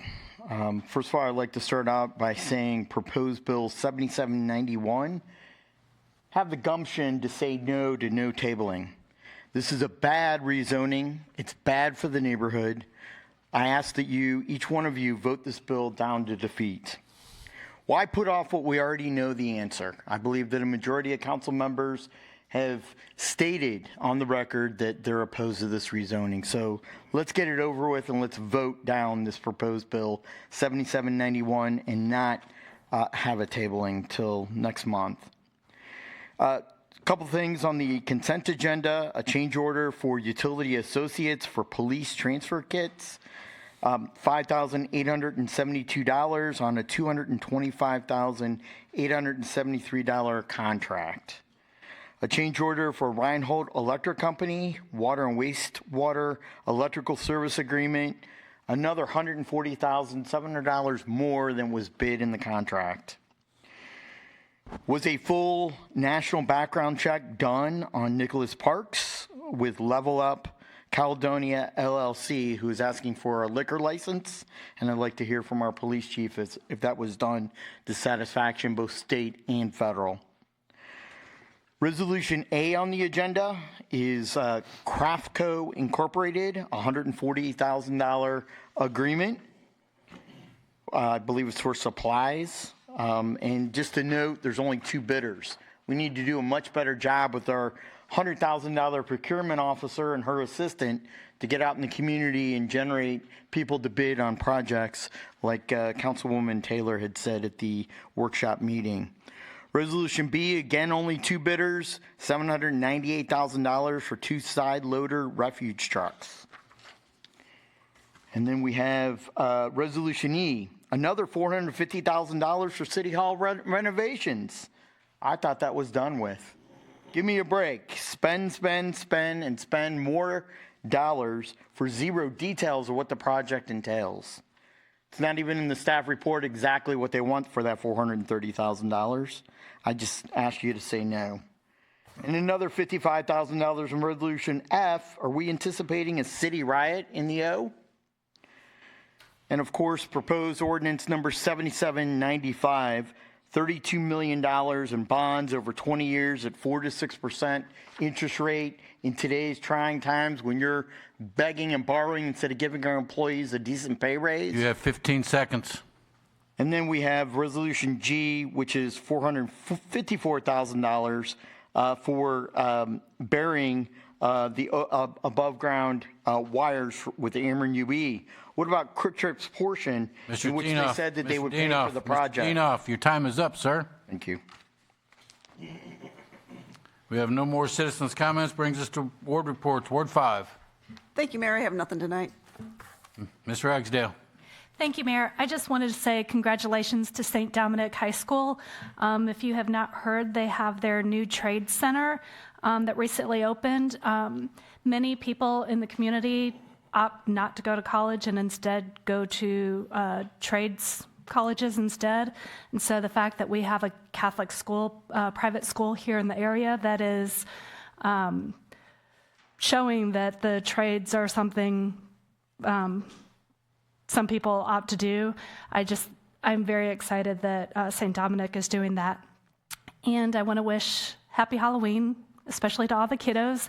Please be safe. Watch out for the kids next week trick-or-treating. Thank you. Thank you. Ward 1. I don't got nothing tonight, Mayor. Mr. Wexler. Thank you, Mayor. I just want to welcome Officer Gonzalez again to Team O'Fallon. And I want to extend a thank you, I think, from both John and I. We were both invited to Whitegate Villa's potluck this past week. And so we were able to go talk with some residents and enjoy some really, really good food with them. So thank you for that. And one last thing. There's a Venmo link on No Hunger Holidays website to give online if anybody's watching and would like to give. That's what I got. Thank you, sir. Ward 2. Thank you, Mayor.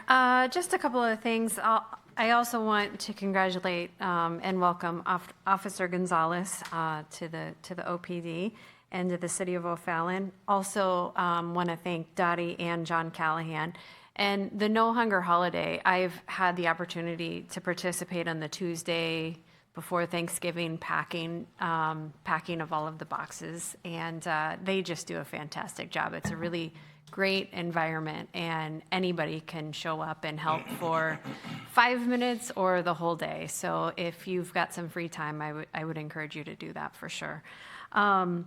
Lastly, I just wanted to address something that impacts my ward and particularly my neighborhood. So we are putting the finishing touches on a roundabout in an intersection near us at Weldon Spring and Crusher. And as part of that roundabout, we had decided to move a sculpture from, I believe it's what is the project that Shape of the Community project. So we moved this sculpture from Dames Park down to the roundabout and installed it in the roundabout. Tom Drabell had come to the council, I think a couple of months ago, maybe it wasn't that long ago, and said, hey, we are asking for some funds. We're asking for more funds than we need to secure this sculpture, move it to the roundabout. We probably will not spend the $60,000 that we're asking for, but we've got one shot at this, and so we're going to ask for this. And as it is, there's been a lot of talk about the sculpture costing $60,000, and why did we spend this money on the sculpture when we could have spent it on road improvements or sidewalks or whatnot. And I just want to sort of set the record straight that the sculpture did not cost $60,000. And I'm going to ask Mr. Snowden for some clarification here. I believe it ended up costing $25,000, and it came from a fund from the general fund, and that money could not have been earmarked or spent on roads, sidewalk improvements, things like that. And so we essentially did not spend this money on a sculpture that could have been spent on improving the roads, two completely different projects. So with that, I just want to confirm if, Mr. Snowden, if you could, provide me the details of where that funding came from. Yes, ma'am. So the sculpture did cost $25,000. The Cultural Arts Commission had set aside $25,000 this year to purchase a Shape of Community piece. I don't believe they had decided which piece they were purchasing, but this was one of the Shape of Community pieces. And so they had $15,000 left over from, they'd already spent 10 of it. And so 15,000 of the 25,000 came from Cultural Arts Commission. The other 10,000 did come from the general fund balance. To be clear, general fund money could be spent on road repairs, but there had been no plan to spend that $10,000 on road repairs. So 25,000 was 15,000 from CAC, 10,000 from the general fund balance. Okay, thank you. And just a little bit more on that note, I know everybody in the area is anxiously waiting for the roundabout to open completely. We're in the final stages, and it's out of the control of the city. But I do want to thank everybody for being patient as we've gone through this, and I also want to remind everybody that it still is going to open about a month ahead of schedule. And lastly, one of the comments that I've heard over and over again is, why couldn't we have, made the sidewalk go all the way up Weldon Spring Road? And the reality is that we don't have jurisdiction over all of Weldon Spring Road. So we only have control of what's in O'Fallon, and a lot of Weldon Spring Road is in other municipalities. And so we did the best we could with this, and I think it looks fantastic. So thank you to everybody who's worked on the project, and I think it's going to make a real difference. So thank you. Mr. Boyer. Thank you, Mayor. Thank you, Council Member Thompson. I get a lot of those emails too.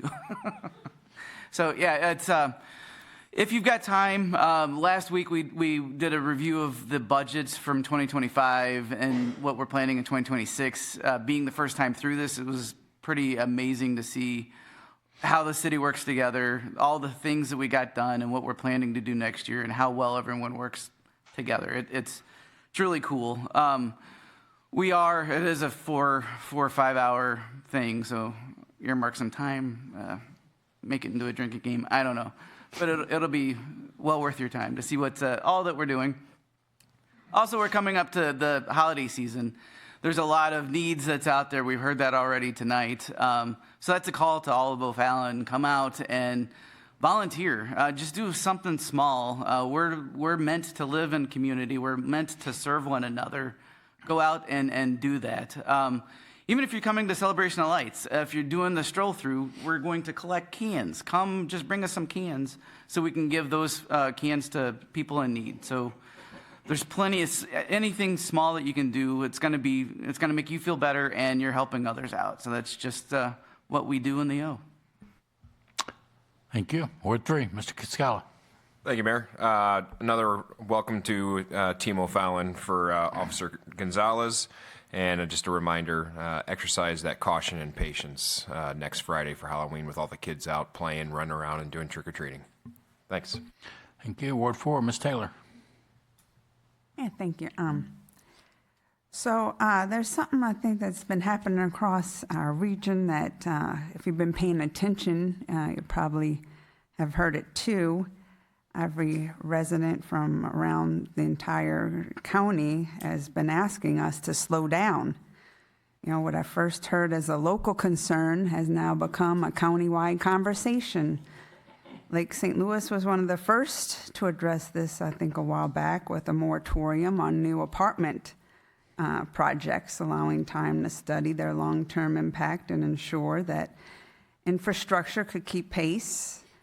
More recently, they had the city of Cottleville that proposed the pause on the planned unit developments, although that fell through, but they wanted to have time to reevaluate the infrastructure capacity and quality of life. And just last week, St. Charles County Planning and Zoning Commission rejected a 400-plus home proposal. I think it's a clear sign that communities throughout the region are saying the same thing. And it's time we took a pause and took a breath. You know, here in O'Fallon, I've been hearing those same concerns, and I share many of them. With each new development, it brings more streets to maintain, more service calls for our police and public works. Classrooms are full, drainage systems are strained. All of our residents shoulder the cost and taxes on traffic and time. And we serve the people, and the people have been speaking clearly. They want thoughtful planning, not unchecked expansion. They want leaders who listen when neighborhoods say that they've been stretched too thin. They want us to look beyond the next development proposal and consider the bigger picture. What kind of community do we want to live in? You know, a temporary pause in new-scale residential project isn't about stopping progress, but it's about ensuring that progress doesn't outpace our ability to sustain it. It's about protecting what makes O'Fallon special: strong neighborhoods, safe streets, excellent schools, and a sense of community that drew us all here. And I think people are asking. You know, Lake St. Louis heard it, St. Charles County heard it, and I think our O'Fallon residents are asking us to listen too. So thanks. Mr. Kuhn. I have nothing to report tonight. Thank you. Thank you. City Administrator's report, Mr. Snowden. Thank you, Mayor. Please join me in congratulating Volunteer Coordinator Katie Jordan for successfully passing her professional certification exam administered by the Council for Certification in Volunteer Administration. She can now proudly use the internationally recognized credentials of CVA, signifying that she is a certified volunteer administrator. Katie's hard work and long hours spent studying for this exam over the past year are to be commended. The certification process includes an assessment of her ability to structure tasks, process ideas, and solve problems related to measured standards in the field of volunteer engagement. The knowledge and experience she gained through her work in the Volunteer Services Division during the past 8 years and her commitment to continued learning enabled her to excel in all areas of the certification process. So again, congratulations to Katie Jordan, CVA. Lastly, I'd like to wish a happy birthday to Councilmember Kuhn, and that's all I have for tonight. Thank you, sir. Brings us to old business. Brings us to Bill 7791. The applicant has requested this item be tabled until the November 20th, 2025 meeting. Do I have a motion to table Bill 7791? Roth. Motion by Councilman Roth. Do I have a second? Wexler. Second by Councilman Wexler. Questions or comments? Ms. Taylor. How many, just one quick question is, how many times can you table something like this? Is it unlimited? Mr. O'Keefe? Yes. All right. One thing I think is my biggest concern on this is I keep hearing that the November and December agendas are like jam-packed, full, like, and just adding something else is just something I worry about. So that was my big concern on this tabling it right now. Anybody else? All in favor? Aye. Any opposed? It's 9 yes, 0 no to table. Brings us to Bill 7792. Motion for second reading. Cook. Motion by Councilwoman Cook, second. Ragsdale. Second by Councilman Ragsdale. All in favor? Aye. All in favor? Aye. Any opposed? Mr. O'Keefe. Bill number 7792, second reading and consideration for adoption. An ordinance granting a conditional use permit to the owners of Lee's Famous Recipe Chicken to allow a restaurant with a drive-through in a C3 highway commercial district under certain conditions on a certain tract of land located at 988 Bryan Road within the city of O'Fallon, Missouri. Thank you. Motion final passage. Cook. Motion by Councilman Cook, second. Ragsdale. Second by Councilman Ragsdale. Questions or comments? Council members, please cast your vote.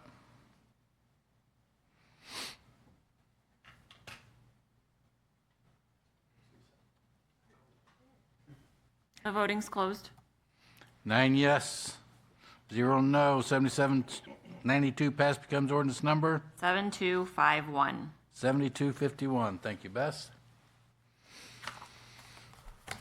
Brings to Bill 7793. Motion for second reading. Kuhn. Motion by Councilman Kuhn, second. Wexler. Second by Councilman Wexler. All in favor? Aye. All in favor? Aye. Any opposed? Mr. O'Keefe. Or Mr. Wexler, whichever one you want to call. You can read it. Bill 7793, second reading and consideration for adoption, an ordinance calling for an election of city council members for the city of O'Fallon, Missouri on the next general municipal election Tuesday, April 7, 2026. Motion final passage. Kewen. Motion by Councilman Kewen, second. Wexler. Second by Councilman Wexler. Questions or comments? Council members, please cast your vote. The voting's closed. 9 yes, 0 no. Bill 7793 passed, becomes ordinance number 7252. 7252. Thank you, Bess. Questions or comments on the committee and commission reports? Stand as read. Questions or comments on the consent calendar? Motion to approve Ragsdale. Second, Wexler. Motion by Councilman Ragsdale, second by Councilman Wexler. Councilman, please cast your vote. The voting's closed. 9 yes, 0 no. The consent calendar's been approved. Motion and a second for Bill 7794. Kewen. Motion by Councilman Kewen, second. Costello. Second by Costello. Councilman Kewen, please present the bill. Thank you, Mr. Mayor. Bill number 7794, an ordinance exempting the city of O'Fallon from the provisions of section 311.2026 RSMO relating to liquor licenses. Thank you. Brings Bill 7795. Motion for first reading. Costello. Motion by Costello, second. Kewen. Second by Councilman Kewen. All in favor? Mr. Costello, please present the bill. Bill number 7795, an ordinance authorizing and directing the issuance, sale, and delivery of special obligation bonds Series 2025A and special obligations bonds Series 2025B of the City of O'Fallon, Missouri, and approving certain documents and authorizing certain other actions in connection therewithin. Thank you. Brings Bill 7796. Motion for first reading. Ragsdale. Motion by Councilman Ragsdale, second. Cook. Second by Councilman Cook. All in favor? Any opposed? Mr. Ragsdale. Thank you, Mr. Mayor. Bill number 7796, an ordinance approving the record plat O'Fallon Woodlawn Divide and authorizing the city clerk to testify and certify approval of said plat. Thank you. Motion for second reading by title only. Ragsdale. Motion by Councilman Ragsdale, second. Cook. Second by Councilman Cook. All in favor? Any opposed? Mr. O'Keefe. Bill number 7796, second reading and consideration for adoption. An ordinance approving the record plat of O'Fallon Woodlawn Divide and authorizing the city clerk to attest and certify approval of said plat. Motion final passage. Ragsdale. Motion by Councilman Ragsdale, second. Cook. Second by Councilman Cook. Questions or comments? Council members, please cast your vote. The voting's closed. 9 yes, 0 no. 7796 passed, becomes ordinance number 7253. 7253. Thank you, Bess. Questions or comments on Resolution C? Motion second to introduce. Costello. Motion by Costello, second. Wexler. Second by Councilman Wexler. All in favor? Any opposed? Mr. O'Keefe. Resolution 1023, 2025C, a resolution authorizing a supplemental agreement with New Frontier Materials LLC, providing for asphaltic concrete in an amount not to exceed $16,000. Motion second to approve. Costello. Motion by Costello, second. Wexler. Second by Councilman Wexler. Council members, please cast your vote. The voting's closed. 9 yes, 0 no. Resolution C has been approved. Questions or comments on Resolution D? Seeing none, motion second to introduce. Wexler. Motion by Councilman Wexler, second. Costello. Second by Costello. All in favor? Any opposed? Mr. O'Keefe. Resolution 1023, 2025D, a resolution authorizing an agreement with SAK Construction LLC, providing for the 2025 annual sanitary sewer inspection and lining project in an amount not to exceed $400,000. Thank you. Motion second to approve. Wexler. Motion by Councilman Wexler, second. Costello. Second by Costello. Council members, please cast your vote. The voting's closed. 9 yes, 0 no. Resolution D has been approved. Questions or comments on Resolution E? Ms. Taylor. Can you remind me, what is the renovations we're doing again? We building a ballroom or something? No, ma'am. This was brought to you in closed session a couple of months ago due to security concerns. So you were all briefed on it at that point, and we also talked about this in the a strategic planning session. This is moving HR to a new location for growth, and then it is kind of stair-stepping various people into the offices that have been vacated. It's all in City Hall, and with the exception of HR, it's all in the west wing of City Hall. The $450,000 is the engineer's estimate. We believe by doing the design build that we'll have a better price. By doing it at this point in time, we believe having winter work will bring us the best price from potential construction companies. And this isn't a budgeted amount, correct? It is not a budgeted amount, no ma'am. It would be from general fund balance. I mean, it's just hard for me to vote yes on this, especially after we hear this, crisis that they have with the homeless. I mean, I tell you, I got emotional during that, and I just feel that this is something that we should just shelf right now just because of that. I think there's just too much right now going on, and people are hurting, and I know like we have sales tax that's even kind of dropping down. It just doesn't seem like a big priority for me right now, so I think I'm going to vote no on it. Anybody else? Seeing none, motion second to introduce. Costello. Motion by Costello, second. Wexler. Second by Councilman Wexler. All in favor? Any opposed? Mr. O'Keefe. Resolution 1023, 2025E, a resolution authorizing city staff to utilize a design build process for the City Hall renovation project in an amount not to exceed $450,000. Thank you. Motion second to approve. Costello. Mr. Costello, second. Wexler. Second by Councilman Wexler. Council members, please cast your vote. The voting's closed. 8 yes, 1 no. Resolution E's been approved. Question or comments on Resolution F? Ms. Taylor. Just a quick question. This was, so we have a grant coming for this, and it's just kind of money? Chief? Yes, this was through the Blue Shield grant. We were awarded Blue Shield designated city, and with that, we were afforded an opportunity to apply for a grant that only those cities who were designated with that could apply for. We will get $50,000 back, so this will only cost us $5,000. Okay, thanks. Anybody else? Motion second to introduce. Kewen. Motion by Councilman Kewen, second. Costello. Second by Costello. All in favor? Aye. Any opposed? Mr. O'Keefe. Resolution 1023, 2025F, a resolution authorizing the expenses required for purchasing ballistic rifle shields for the police department in an amount not to exceed $55,000. Thank you. Motion second to approve. Kewen. Councilman Kewen, second. Costello. Second by Costello. Council members, please cast your vote. The voting's closed. 9 yes, 0 no. Resolution F has been approved. Question or comments on Resolution G? Motion second to introduce. Kewen. Motion by Councilman Kewen, second. Boyer. Second by Councilman Boyer. All in favor?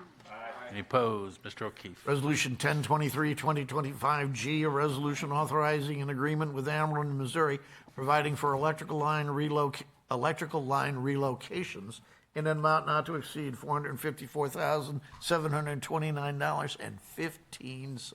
Motion second to approve. Kewen. Motion by Councilman Kewen, second. Boyer. Second by Councilman Boyer. Council members, please cast your vote. The voting's closed. 9 yes, 0 no. Resolution G's been approved. Questions or comments on Resolution H? Motion second to introduce. Kewen. Motion by Councilman Kewen, second. Roth. Second by Councilman Roth. All in favor? Aye. Any opposed? Mr. O'Keefe. Resolution 1023, 2025H, a resolution authorizing a supplemental agreement with Keenstra Ready Mix of O'Fallon, providing for ready mix concrete in an amount not to exceed $81,000. Thank you. Motion second to approve. Kewen. Motion by Councilman Kewen, second. Roth. Second by Councilman Roth. Council members, please cast your vote. The voting's closed. 9 yes, 0 no. Resolution H has been approved. No further business. This meeting is adjourned at 9:02.